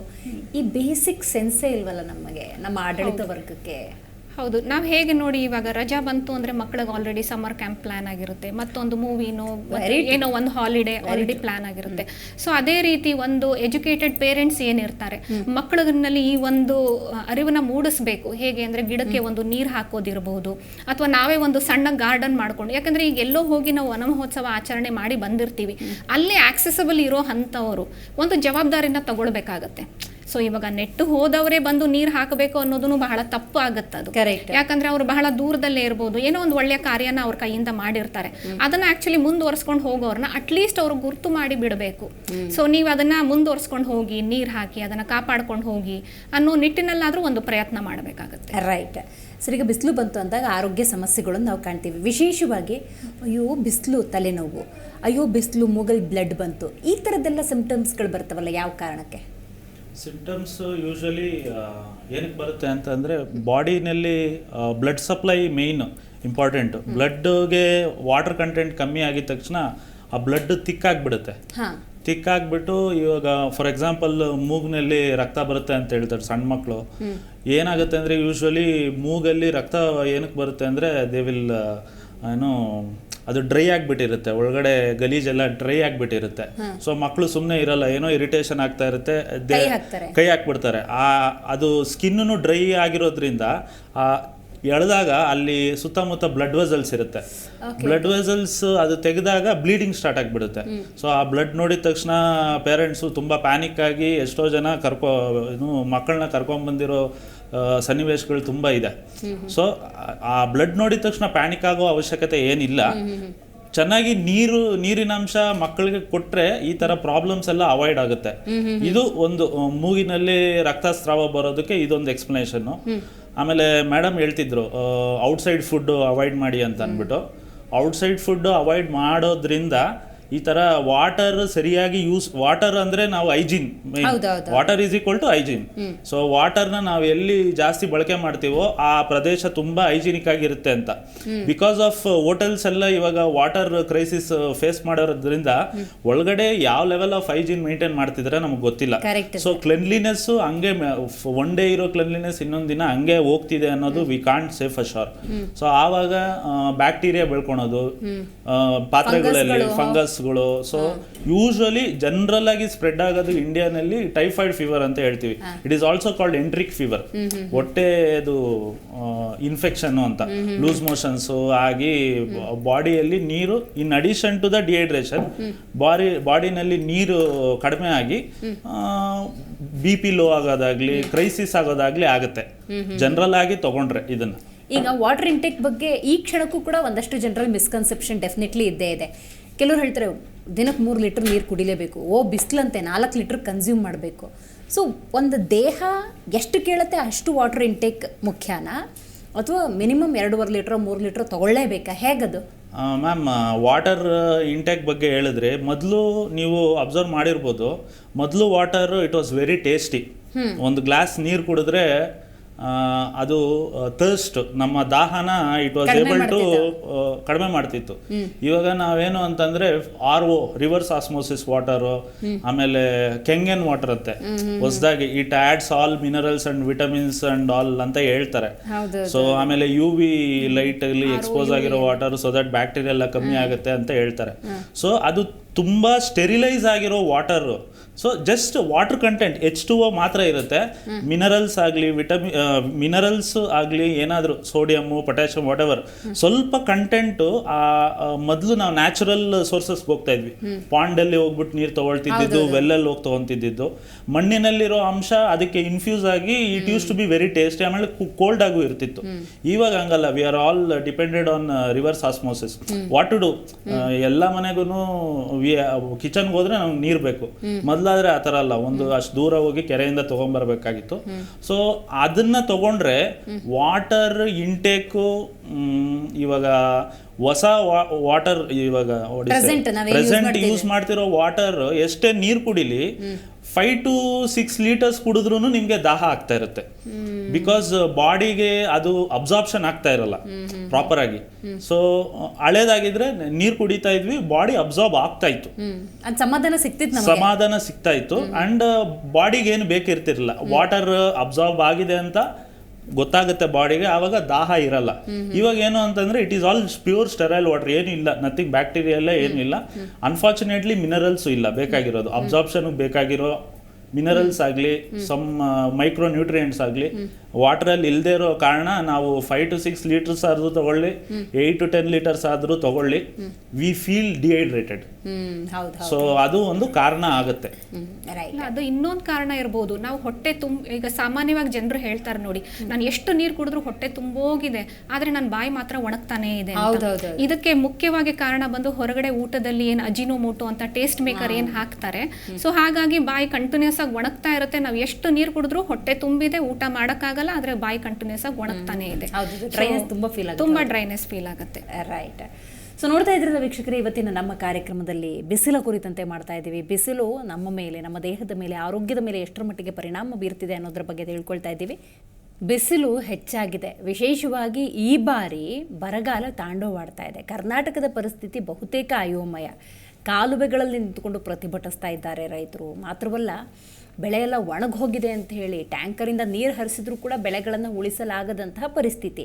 ಇದೆಲ್ಲದರ ನಡುವೆ ಮಳೆ ಪ್ರಮಾಣ ಅನ್ನೋದು ವರ್ಷದಿಂದ ವರ್ಷಕ್ಕೆ ಕಡಿಮೆ ಆಗ್ತಾನೆ ಇದೆ. ಮೇಡಮ್, ಏನು ಹೇಳ್ತೀರಿ? ವರ್ಷದಿಂದ ವರ್ಷಕ್ಕೆ ನಮ್ಮದು ಇಂಪ್ರೂವ್ಮೆಂಟ್ಸ್ ಆಗಬೇಕು, ಯಾವುದೇ ವಿಷಯ ತೊಗೊಂಡ್ರೂ ಕೂಡ ಅಭಿವೃದ್ಧಿ ಆಗಬೇಕು. ಅದು ನಾವು ಗಮನಿಸ್ತಾ ಇದ್ದೀವಿ. ವರ್ಷದಿಂದ ವರ್ಷಕ್ಕೆ ಮಳೆಯ ಪ್ರಮಾಣ ಅನ್ನೋದು ಕಮ್ಮಿ ಆಗ್ತಾ ಇದೆ. ಯಾವುದು ಕೂಡ ಪ್ರಕೃತಿ ದತ್ತವಾಗಿ ಉಳ್ಕೊಂಡಿಲ್ಲ. ಮತ್ತು ನಮ್ಮ ಜನನಾಯಕರಿರ್ಬೋದು, ನಾವೇ ಇರ್ಬೋದು, ಅಭಿವೃದ್ಧಿ ಅಂತಂದರೆ ಕೇವಲ ಬಿಲ್ಡಿಂಗ್ಗಳ ಅಥವಾ ಕಟ್ಟಡಗಳ ನಿರ್ಮಾಣ ಅಂತ ಅನ್ಕೊಂಡ್ಬಿಟ್ಟಿದ್ದೀವೇನೋ ಅಂತ. ಯಾಕಂದ್ರೆ ಇದು ಇವಾಗ ನಮ್ಮ ಸಾರ್ವಜನಿಕರು ಏನಿದ್ದಾರೆ ಅವರ ಒಂದು ದೃಷ್ಟಿನಲ್ಲೂ ಇದು ಒಂದು ಸರ್ಕಾರ ಯಶಸ್ವಿಯಾಗಿ ನಡೆಸ್ತಾ ಇದ್ದಾರೆ ಅಂತಂದ್ರೆ ಇನ್ಫ್ರಾಸ್ಟ್ರಕ್ಚರ್ನೇ ಒಂದು ಗಮನದಲ್ಲಿ ಇಟ್ಕೊಳ್ಳೋದು. ಸೊ ಅದನ್ನೇ ಅತಿ ಹೆಚ್ಚಾಗಿ ಮಾಡ್ತಾ ಇರೋದ್ರಿಂದ ಎಲ್ಲರದು ಫೋಕಸ್ ಅದರಲ್ಲೇ ಇದೆ.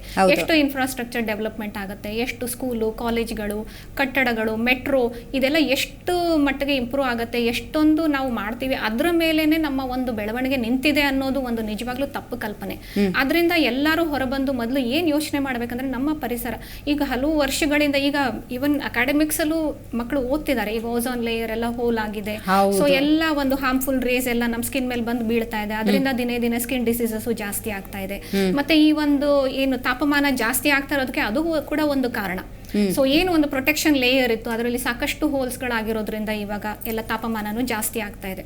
ಸೊ ಹಾಗಾಗಿ ಎಲ್ಲರೂ ಅಷ್ಟೇ, ಪ್ರತಿಯೊಂದು ಪ್ರಜೆಯ ಒಂದು ಜವಾಬ್ದಾರಿ ಏನಂತಂದ್ರೆ ಯಾವಾಗಲೂ ಅಷ್ಟೇ ಅಪೇಕ್ಷೆ ಮಾಡೋದು ಜಸ್ಟ್ ನಾವು ಒಂದು ಮಾಡರ್ನ್ ಲೈಫು ಬರೀ ಒಂದು ಮೆಟೀರಿಯಲ್ಸ್ಟಿಕ್ ಲೈಫ್ನೇ ನಾವು ಅಪೇಕ್ಷೆ ಪಡೋದು ತಪ್ಪಾಗುತ್ತೆ. ಹೌದು. ಸೊ ಹಾಗಾಗಿ ಈ ಹೆಚ್ಚು ನಾವೇನು ಪರಿಸರಕ್ಕೆ ಒಂದು ಒಳಿತನ್ನ ಮಾಡುವಂಥ ಒಂದು ಕಾರ್ಯಕ್ರಮಗಳಿಗೆ ಬೆಂಬಲ ಸೂಚಿಸಬೇಕಾಗತ್ತೆ. ಹಾಗಾಗಿ ಎಲ್ಲದರಲ್ಲೂ ಕ್ರಿಯೇಟಿವಿಟಿ ಎಕ್ಸ್ಪೆಕ್ಟ್ ಮಾಡೋ ನಾವು ಈ ಒಂದು ನಿಟ್ಟಿನಲ್ಲಿ ಮಾತ್ರ ಏನೊಂದು ಕ್ರಿಯೇಟಿವಿಟಿ ಎಕ್ಸ್ಪೆಕ್ಟ್ ಮಾಡಲ್ಲ. ಈಗ ಜಸ್ಟ್ ವನ ಮಹೋತ್ಸವ ದಿನ ಗಿಡ ನೆಟ್ಟು ಬಿಟ್ರೆ ಮುಗಿದು ಹೋಯ್ತು, ಅಲ್ಲೂ ಕ್ರಿಯೇಟಿವಿಟಿ ಮಾಡಬಹುದು.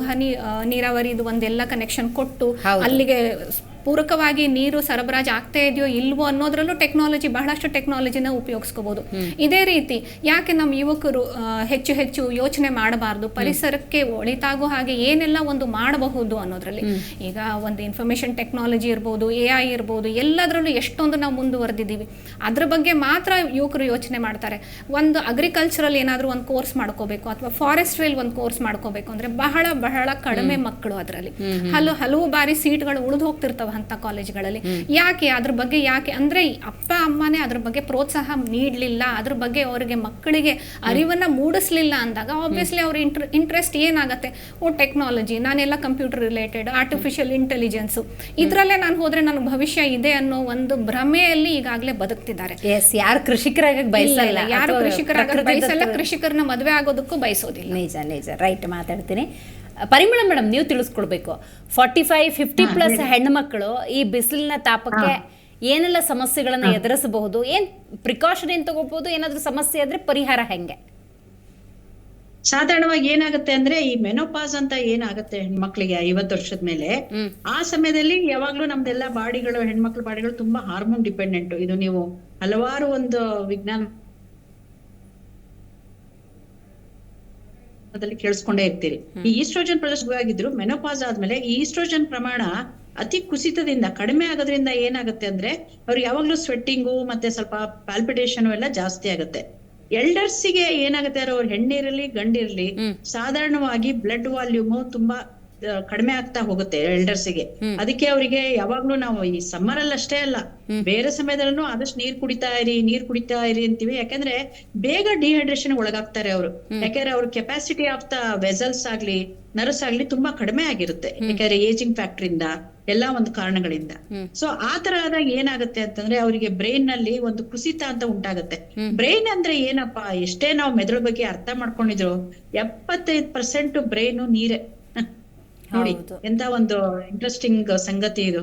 75% ನೀರಿರೋ ಒಂದು ಬ್ರೈನ್ ನಲ್ಲಿ ನಾವು ಒಂದು ದಿವಸಕ್ಕೆ ಒಂದು ಸಾಮಾನ್ಯವಾಗಿ ಒಂದು ಗಂಟೆಗೆ ಎಲ್ಡರ್ಸ್ ಎಸ್ಪೆಷಲಿ ಹೇಳ್ತೀನಿ, ಬೇರೆಯವ್ರಾಗ್ಲಿ ಒಂದು 2 ಕಪ್ ಆದ್ರೂನು ಒಂದು ಇರೋ ಅಂತ ಒಂದು ನೀರ್ನ ನಾವು ಕುಡಿಲೇಬೇಕು ಗಂಟೆಗೆ ಒಂದ್ಸರಿ. ಅಲ್ಲಿಗೆ ದಿನಕ್ಕೆ 1.5-2 ಲೀಟರ್ ವರ್ಗುನು ನೀರ್ ಕುಡಿಲೇಬೇಕು. ಆದ್ರೆ ಒಂದು ಮರು ಇರಬಹುದು ಅಥವಾ ಅವರಿಗೆ ನೋಡ್ಕೊಳ್ಳುವಂತ ಶಕ್ತಿ ಕಡಿಮೆ ಆಗಿರುತ್ತೆ. ಆದ್ರಿಂದ ನೀರ್ಗಳನ್ನ ಅವರು ತಗೊಳ್ಳದೇ ಇದ್ದಾಗ ಒಂದು ಫಾಗಿಂಗ್ ಅಂತ ಆಗುತ್ತೆ ಬ್ರೈನ್ ನಲ್ಲಿ. ಚೆನ್ನಾಗೇ ಇರ್ತಾರೆ, ಇದಕ್ಕಿದ್ದಂಗೆ ಏನೋ ಒಂಥರ ಲೆಥಾರ್ಜಿಯಾಗಿ ಕುತ್ಕೊಂಡ್ಬಿಡೋದು. ಆಮೇಲೆ ಅವರಿಗೆ ಮಾತಾಡ್ಸಿದ್ರು ಏನೋ ಒಂದ್ ಗಮನ ಇರೋದಿಲ್ಲ, ಆ ಬ್ರೈನ್ ಫಾಗಿಂಗ್ ಆಗೋದ್ರಿಂದ. ಯಾಕಂದ್ರೆ ಅಲ್ಲಿ ಶ್ರಿಂಕಿಂಗ್ ಆಫ್ ದ ಬ್ರೈನ್ ಆಗ್ತಾ ಇರುತ್ತೆ, ಯಾಕಂದ್ರೆ ನೀರ್ ಕಡಿಮೆ ಆಗಿರೋದ್ರಿಂದ. ಆಮೇಲೆ ಹಗಲೆಲ್ಲ ಅವರಿಗೆ ಯೂರಿನ್ಗೆ ಒಂದು ಹೋಗ್ಬೇಕು ಅನ್ಸಿದ್ರು ಅವ್ರಿಗೆ ಯೂರಿನ್ ಸೆಕ್ರಿಷನ್ಸ್ ಕಡಿಮೆ ಆಗುತ್ತೆ ಬ್ಲಾಡರ್ ನಲ್ಲಿ. ಯಾಕೆಂದ್ರೆ ನೀರಿಲ್ಲ ಬಾಡಿನಲ್ಲಿ, ಯಾಕಂದ್ರೆ ನೀರ್ ತಗೋತಾ ಇಲ್ಲ. ನೀರ್ ತಗೊಂಡ್ರು ಬೇಗ ಅದು ಇಂಗ್ತಾ ಇರುತ್ತೆ, ವಯಸ್ಸೇ ಹಾಗೆ ಅದು. ಆಮೇಲೆ ಅವರಿಗೆ ಒಂದು ಕ್ಲಾಟ್ಸ್ ಆಗ ಒಂದು ಚಾನ್ಸಸ್ ತುಂಬಾ ಇರುತ್ತೆ. ಬ್ಲಡ್ ತಿಕ್ ಆಗುತ್ತೆ ಅಂತ ಈಗ ತಾನೇ ಇನ್ನೊಬ್ರು ಹೇಳ್ತಾ ಇದ್ರು, ಡಾಕ್ಟರ್ ಹೇಳ್ತಾ ಇದ್ರು. ಬ್ಲಡ್ ತಿಕ್ ಆಗೋದ್ರಿಂದ ಏನಾಗುತ್ತೆ ಅಂದ್ರೆ ಒಂದು ರಕ್ತ ಹರಿದಾಡೋದೇ ತುಂಬಾ ಕಡಿಮೆ ಆಗೋದ್ರಿಂದ ಅವರಿಗೆ ಎಷ್ಟೋ ಸರಿ ಅವರ ಒಂದು ಹಾರ್ಟ್ ಪಾಲ್ಪಿಟೇಷನ್ ಇನ್ಕ್ರೀಸ್ ಆಗುತ್ತೆ. ಆಸ್ ಇಟ್ ಈಸ್ ಮೆನೋಪಾಸ್ ಅಲ್ಲಿ ಹಾರ್ಟ್ ಪಾಲ್ಪಿಟೇಷನ್ ಇದೆಲ್ಲ ತುಂಬಾ ಕಾಮನ್. ಯಾಕೆಂತಂದ್ರೆ ಕಾರ್ಡಿಯಾಕ್ ಹೆಲ್ತ್ ಅಲ್ಲಿ ಸ್ವಲ್ಪ ಕಾಂಪ್ರಮೈಸ್ ಇದ್ದೇ ಇರುತ್ತೆ. ಹೈಪರ್ ಟೆನ್ಷನ್ ಬಂದಿರ್ಬೋದು, ಅವರಿಗೆ ಶುಗರ್ ಇರ್ಬೋದು. ಸೊ ಇದೆಲ್ಲ ಇರೋದ್ರಿಂದ ಆಮೇಲೆ ಕಾನ್ಸ್ಟಿಪೇಷನ್ ಆಗೋದು, ಯಾಕಂದ್ರೆ ಅವರಿಗೆ ಬಾಡಿನಲ್ಲಿ ನೀರಿನ ಅಂಶ ಕಡಿಮೆ ಇರೋದ್ರಿಂದ ಇಂಟೆಸ್ಟೈನಿಗೆ ಒಂದು ಮೊಟಿಲಿಟಿ ಕಡಿಮೆ ಆಗ್ಬಿಡುತ್ತೆ. ಆದ್ರಿಂದ ಒಂದು ನೀರಿನ ಅಂಶನೇ ಹಿಡ್ಕೊಳ್ಳೋಂತ ಒಂದು ಶಕ್ತಿ ಇರೋದಿಲ್ಲ ಇಂಟೆಸ್ಟೈನ್ಗೆ. ಸೊ ಇರೋ ಒಂದು ಶಕ್ತಿನಲ್ಲೇ ಮತ್ತೆ ಕಡಿಮೆ ಆಗೋದು ಯಾವಾಗ, ಡಿಹೈಡ್ರೇಷನ್ ತುಂಬಾ ಆದಾಗ. ಆದ್ರಿಂದ ಗಂಟೆಗೆ ಒಂದ್ಸರಿ ಯಾರಾಗ್ಲಿ ಎಸ್ಪೆಷಲಿ ಒಂದು 50 years ಎಬೋವ್ ಇರೋವಂತ ಒಂದು ಹೆಂಗಳೆಯರು, ಮೆನೋಪಾಸ್ ಆಗಿರೋರು ಆದಷ್ಟು ನೀರಿನ ಅಂಶದ ಬಗ್ಗೆ ತುಂಬಾ ಗಮನ ಕೊಡ್ಬೇಕು. ಅನ್ನೆಸರಿಯಾಗಿ ಬಿಸಿಲಿನಲ್ಲಿ ಹೊರಗಡೆ ಹೋಗೋದನ್ನ ಅವ್ರು ಅವಾಯ್ಡ್ ಮಾಡ್ಬೇಕು. ಅವ್ರಿಗೆ ಅವಶ್ಯಕತೆ ಇದ್ರೆ ಮಾತ್ರ ಹೋಗ್ಬೇಕು, ಇಲ್ಲಾಂದ್ರೆ ಮನೆಯಲ್ಲೇ ಒಂದ್ ಕಡೆ ತಣ್ಣನೆ ಜಾಗದಲ್ಲಿ ಕುತ್ಕೊಂಡು ನೀರಿನ ಅಂಶನ ಆದಷ್ಟು ಬಾಡಿನಲ್ಲಿ ಉಳಿಸ್ಕೊಳ್ಳೋಕೆ ಪ್ರಯತ್ನ ಮಾಡ್ಬೇಕು ಅನ್ನೋದನ್ನ ನಾನು ಹೇಳ್ತೀನಿ. ಆಮೇಲೆ ಸ್ಕಿನ್ ಕೂಡ ಅಷ್ಟೇ, ತುಂಬಾ ಬೇಗ ಡ್ರೈ ಆಗ್ಬಿಡುತ್ತೆ, ಮೈಯೆಲ್ಲ ಉರಿ ಬರುತ್ತೆ, ತುರ್ಕೆ ಬರುತ್ತೆ. ಯಾಕಂದ್ರೆ ಈಸ್ಟ್ರೋಜನ್ ಕಡಿಮೆ ಇರೋದ್ರಿಂದ ನೀವು ನೋಡ್ಬೋದು ನಮ್ಮ ಅಜ್ಜಿಗಳಲ್ಲಾಗ್ಲಿ ನಮ್ಮಲ್ಲಾಗ್ಲಿ ಸ್ಕಿನ್ ಬೇಗ ಡ್ರೈ ಆಗುತ್ತೆ. ಯಾಕಂದ್ರೆ ಅಲ್ಲಿ ಹೈಡ್ರೇಷನ್ ಇರಲ್ಲ, ನರ್ವ್ಸ್ಗಳು ತುಂಬಾ ಸ್ಟಿಮ್ಯುಲೇಷನ್ ಆಗುತ್ತೆ, ಅವಾಗ ಬಿಸಿ ಬಿಸಿ ಆಗ್ತಾ ಇರುತ್ತೆ. ಸೊ ಇಲ್ಲದಕ್ಕೂ ಎಸ್ಪೆಷಲಿ ಎಲ್ಡರ್ಸ್ ಅಲ್ಲಿ ತುಂಬಾ ಸರಿ ಹಾರ್ಟ್ ಟೆಕಿಕಾರ್ಡಿಯಾ ಆಗ್ಬಿಟ್ಟು ಇದ್ದಕ್ಕಿದ್ದಂಗೆ ಏನೋ ಕಾಯಿಲೆ ಆಯ್ತು, ಹಾರ್ಟ್ ಏನೋ MI ಆಗೋಯ್ತು ಅಂತ ಬರೋರು ಅಂತಾನೂ ಇದಾರೆ ಎಲ್ಡರ್ಸ್ ಅಲ್ಲಿ, ಹೆಣ್ಮಕ್ಳಾಗ್ಲಿ ಗಂಡ್ಮಕ್ಳಾಗ್ಲಿ. ಅದಕ್ಕೆ ಎಲ್ಡರ್ಸ್ ಹೆಚ್ಚಾಗಿ ಅದ್ರ ಬಗ್ಗೆ ಒಂದು ಗಮನ ಕೊಟ್ಟು ನೀರಿನ ಅಂಶವನ್ನು ಉಳಿಸ್ಕೋಬೇಕು ಅಂತ ನಾನು ಹೇಳ್ತೀನಿ ರೈಟ್ ಸಮಯದಲ್ಲಿ. ರೈಟ್ ಡಾಕ್ಟರ್, ಈಗ ಫುಡ್ಡನ್ನ ಹೆಂಗೆ ತೊಗೊಳೋದು ಅನ್ನೋದ್ರ ಬಗ್ಗೆ, ಈಗ ಎಳ್ನೀರು ತೊಗೊಳ್ತೀರಾ ಖುಷಿ, ಸೌತೆಕಾಯಿ ತೊಗೋತಾರ ರೈಟ್, ಕಲ್ಲಂಗಡಿ ಹಣ್ಣು ತಿಂತಾರ ರೈಟ್, ವಾಟರ್ ಕಂಟೆಂಟ್ ಜಾಸ್ತಿ ಇದೆ ಫೈನ್. ಬಟ್ ಇವತ್ತು ಮಕ್ಕಳಿಂದ ಹಿಡಿದು ದೊಡ್ಡವ್ರಿಗೂ ಹೆಂಗೆ ಅಂತ ಹೇಳಿದ್ರೆ ಥರ ಕಲರ್ ಜ್ಯೂಸ್ಗಳನ್ನು ತೊಗೊತಾ ಇದ್ದಾರೆ. ಬಿಸಿಲು ಹೆಚ್ಚಾಗಿದೆ, ಐಸ್ ಕ್ರೀಮ್ ತೊಗೊಂಬರೋಣ, ಇದು ಎಷ್ಟರ ಮಟ್ಟಿಗೆ ಪರಿಣಾಮ ಬೀರ್ತಾ ಇದೆ? ಆಬ್ವಿಯಸ್ಲಿ ಮೇಡಮ್, ನಾವು ನ್ಯಾಚುರಲ್ ಆಗಿ ಸಿಗೋ ರಿಸೋರ್ಸಲ್ಲಿ ವಾಟರ್ ಕಂಟೆಂಟ್ ಯಾವುದಿದೆ ಅದನ್ನು ಸೆಲೆಕ್ಟ್ ಮಾಡಬೇಕಾಗತ್ತೆ. ಯೂಶಲಿ ನೀವು ಹೇಳ್ದಂಗೆ ವಾಟರ್ ಮೆಲನ್ನು, ಸೌತೆಕಾಯಿ ಮತ್ತು ಇದು ಎಳ್ನೀರು is very good, it's very rich in all. ನೀವು ಎಳ್ನೀರು ತೊಗೊಂಡ್ಬಿಟ್ರೆ ನಿಮ್ಮ ದಾಹನೂ ಕಮ್ಮಿ ಆಗುತ್ತೆ, BP-ನೂ ವೇರಿಯೇಷನ್ಸ್ ಆಗಲ್ಲ, ನಾರ್ಮಲ್ ಬರುತ್ತೆ, ಸುಸ್ತೋಗುತ್ತೆ, ಯು ಫೀಲ್ ರಿಫ್ರೆಶ್ಡ್. ಸೊ ಆ ರೀತಿ. ಆಮೇಲೆ sugar cane juice we can take, water intake natural ಆಗಿ ಎಲ್ಲೆಲ್ಲಿ ಸಿಗುತ್ತೆ ಅದು ತೊಗೊಳ್ಬೋದು. ಈ ಅನ್ಯಾಚುರಲ್ ಆಗಿ ಸಿಗೋದು ನಾವು ಪ್ಯಾಕೆಡ್ ಫುಡ್ಸ್ ಅಂತೀವಲ್ಲ, ಸೊ ಜ್ಯೂಸ್ ಮಾಡೋದು, ಒಂದು ಸೇಯಿಂಗ್ ಇದೆ, ಹಲ್ಲು ಇರೋ ತನಕ ನಾವು ಜ್ಯೂಸ್ ಕುಡಿಬಾರ್ದಂತೆ ಇನ್ ಮೆಡಿಕಲ್ ಫೀಲ್ಡ್ ಅಲ್ಲಿ. ಯಾಕಂತಂದ್ರೆ why not, we can chew it and take ಅಲ್ಲ, ಆಪಲ್ ಆಗಿದ್ರು ತಗೊಳ್ಳಿ, ಅಲ್ಲೂ ಇರೋವರೆಗೂ ಚೆನ್ನಾಗಿರೋವರೆಗೂ ವಿ ಕ್ಯಾನ್ ಟೇಕ್.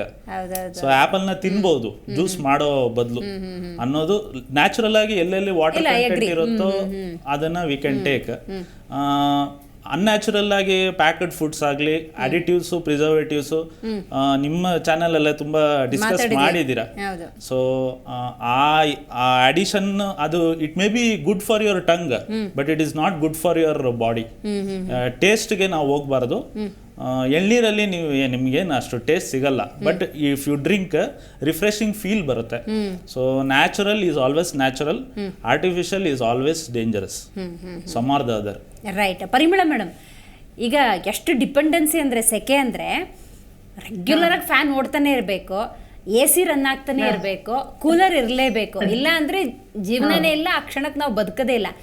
ನಮ್ಮ ದೇಹದಿಂದ ಬೆವರು ಹೋಗೋದು ಅಂದ್ರೆ ಹೊರಗೆ ಹೋಗೋದು ಎಷ್ಟು ಇಂಪಾರ್ಟೆಂಟ್ ನಮ್ಮ ದೇಹದ ಆರೋಗ್ಯಕ್ಕೆ, ಅದನ್ನ ತಿಳಿಸ್ಕೊಡ್ಬೋದಾ?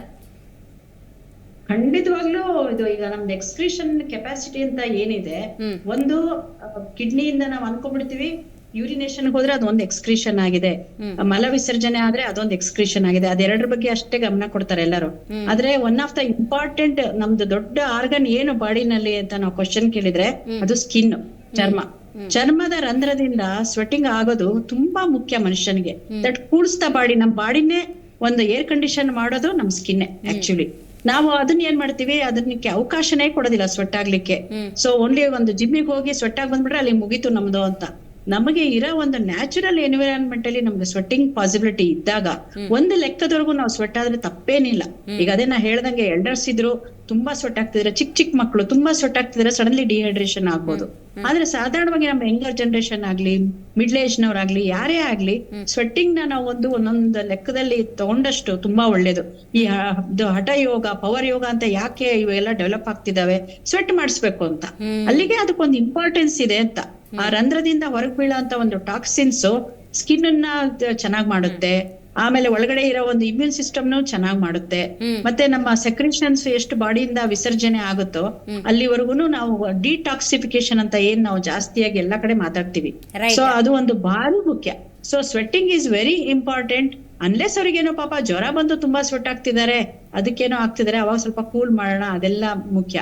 ಆಮೇಲೆ ಇದೇ ರೀತಿ ಐಸ್ ಕ್ರೀಮ್ ಗಳನ್ನು ತಿನ್ನೋದು, ಇದರಿಂದ ಏನಾಗುತ್ತೆ, ಎಸ್ಪೆಷಲಿ ಎಲ್ಡರ್ಸ್ ಪಾಪ ಏನ್ ಮಾಡ್ತಾರೆ, ಶುಗರ್ ಇರ್ಬೋದು, ಎಲ್ಲ ಇರ್ಬೋದು, ಅವ್ರುಗಳು ಇವನ್ನೆಲ್ಲ ತಗೊಳಕ್ಕಾಗಲ್ಲ. ಅವ್ರು ಏನಿದ್ರು ಈಗ ನಮ್ಮ ಡಾಕ್ಟರ್ ಹೇಳ್ದಂಗೆ ಆದಷ್ಟು ಹಣ್ಣುಗಳನ್ನ ಇದನ್ನೇ ತಗೋಬೇಕು.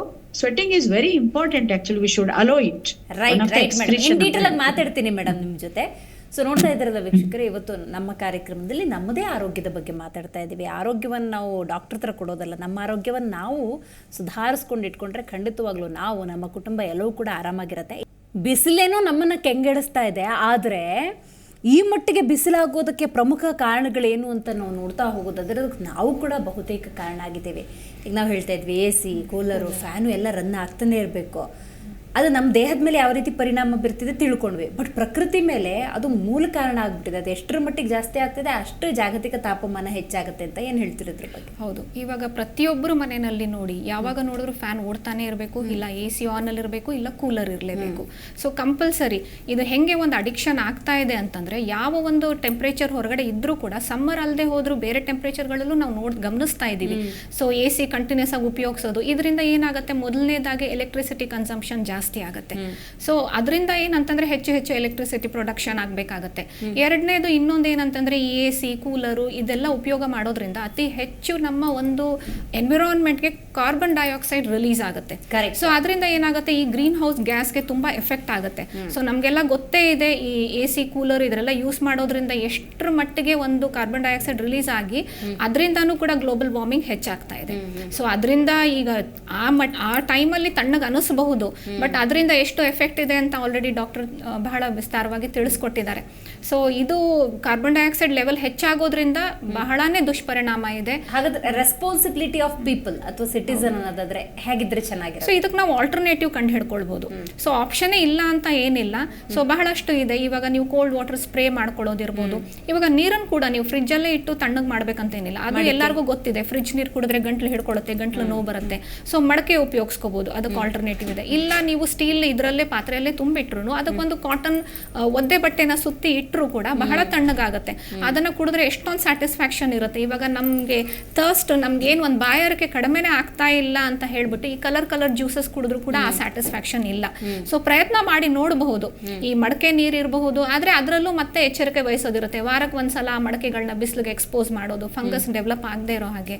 ಮತ್ತೆ ಈ ಸ್ಟೀಲ್ ಪಾತ್ರೆಗಳಿಗೆನೆ ಒಂದು ತಣ್ಣಗಿನ ಒಂದು ಕಾಟನ್ ಬಟ್ಟೆನ ಸುತ್ತಿ ಇಡೋದ್ರಿಂದನೂ ನೀರು ತಣ್ಣಗೆ ಮಾಡ್ಕೋಬಹುದು. ಇದೇ ರೀತಿ ಶೆಕೆ ಕೂಡ ಹಾಗೆ ನಾವು ಗಮನಿಸಿರ್ಬೋದು, ಸಂಜೆ ಮೇಲೆ ಆಕ್ಚುಲಿ ಸೀಲಿಂಗ್ ಫ್ಯಾನ್ ಇಂದ ಕೂಡ ಬಿಸಿಯಾದ ಗಾಳಿ ಶುರು ಆಗುತ್ತೆ. ಸೊ ಅದಕ್ಕೆ ಬೇಕಾದ್ರೆ ಆಲ್ಟರ್ನೇಟಿವ್ ಆಗಿ ಒಂದು ಟೇಬಲ್ ಫ್ಯಾನ್ ಯೂಸ್ ಮಾಡಬಹುದು. ಇಲ್ಲ ನಿಮ್ ಬಾಲ್ಕನಿಗಳಲ್ಲಿ ನಿಮ್ಗೆ ಒಂದು ಸಣ್ಣದಾದ ಗಾರ್ಡನ್ಗಳು ಇದ್ದೇ ಇರುತ್ತೆ. ಸೊ ಅಲ್ಲಿ ಏನಂದ್ರೆ ನೀವು ಪ್ರತಿ ಸಲ ಹೋಗಿ ನೀವು ಚೆನ್ನಾಗಿ ಗಿಡಕ್ಕೆ ನೀರು ಹಾಕಿದ್ರೆ ಗಿಡ ಕೊಳ್ತು ಹೋಗುತ್ತೆ. ಸೊ ಜಸ್ಟ್ ನೀವು ಸ್ಪ್ರೇಯರ್ ಇಟ್ಕೊಂಡು ಸ್ಪ್ರೇ ಮಾಡಿದ್ರೆ ಅದರಿಂದ ನಿಮ್ಗೆ ತಣ್ಣಗೆ ಆಕ್ಸಿಜನ್ ಒಳಗಡೆ ಎಂಟರ್ ಆಗ್ತಾ ಇರುತ್ತೆ. ಸೊ ಈ ರೀತಿ ವಾತಾವರಣನೂ ಕೂಲ್ ಆಗುತ್ತೆ. ಸೊ ಫಿಲ್ಟರ್ ಗಳಿಂದ ಎಕ್ಸಿಟ್ ಆಗೋ ವಾಟರ್ ಗಳನ್ನ ವೇಸ್ಟ್ ಮಾಡದೆ ಅದನ್ನು ನಾವು ಬಾಲ್ಕನಿ ಕ್ಲೀನಿಂಗ್ಗೆ, ಗಿಡಕ್ಕೆ ಸ್ಪ್ರೇ ಮಾಡೋದಕ್ಕೆ, ಸ್ಪ್ರಿಂಕಲ್ ಮಾಡೋದಕ್ಕೆ, ಈವನ್ ಸೆಲ್ಫ್ ನಾವು ಕೂಡ ಅಷ್ಟೇ ಈ ಕಾಸ್ಮೆಟಿಕ್ ಹೆಂಗ್ ಸ್ಪ್ರೇ ಮಾಡ್ಕೊಳ್ತಾರ ಅದೇ ರೀತಿ ನಾವು ಕೋಲ್ಡ್ ವಾಟರ್ ಅಂದ್ರೆ ತೀರಾ ಫ್ರಿಜ್ ವಾಟರ್ ಅಲ್ಲ, ಸೊ ಸ್ವಲ್ಪ ತಣ್ಣಗಿರೋ ನೀರನ್ನ ಸ್ಪ್ರೇ ಮಾಡಿಕೊಂಡು ಸೊ ಬಾಡಿ ಟೆಂಪರೇಚರ್ ಆದಷ್ಟು ಕೆಳಗಡೆ ತಗೊಂಡ್ ಬರೋದಕ್ಕೆ ಪ್ರಯತ್ನ ಪಡ್ಬೋದು. ಆಲ್ಟರ್ನೇಟಿವ್ ಇವಾಗ ಎಳ್ನೀರು ಇರಬಹುದು. ಈಗ ಪ್ರತಿ ಸಲ ಎಳ್ನೀರನ್ನೇ ತಗೊಳಕ್ ಆಗದೆ ಇದ್ರೆ ಮಜ್ಜಿಗೆ ಇದೆ. ಸೊ ನಮ್ಮ ಸಾಂಪ್ರದಾಯಿಕವಾಗಿ ನಾವು ಏನೆಲ್ಲ ಮನೇಲಿ ಮಾಡ್ಬೋದು, ಒಂದು ನಿಂಬೆ ಹಣ್ಣಿನ ಶರ್ಬತ್ ಮಾಡ್ಕೊಂಡು ಕುಡಿಬಹುದು. ಸೊ ನಮ್ಮ ದೇಹದ ಉಷ್ಣಾಂಶ ನಾವು ಕಡಿಮೆ ಮಾಡಿಕೊಂಡಾಗ ನಮಗೆ ಈ ಏನು ಆರ್ಟಿಫಿಷಿಯಲ್ ಆಗಿ ನಾವು ಉಪಯೋಗಿಸ್ಕೊಳ್ತೀವಲ್ಲ AC ಅಥವಾ ಈ ಒಂದು ಫ್ಯಾನು, ಇದರ ಒಂದು ಬಳಕೆನ ಕಡಿಮೆ ಮಾಡಬಹುದು.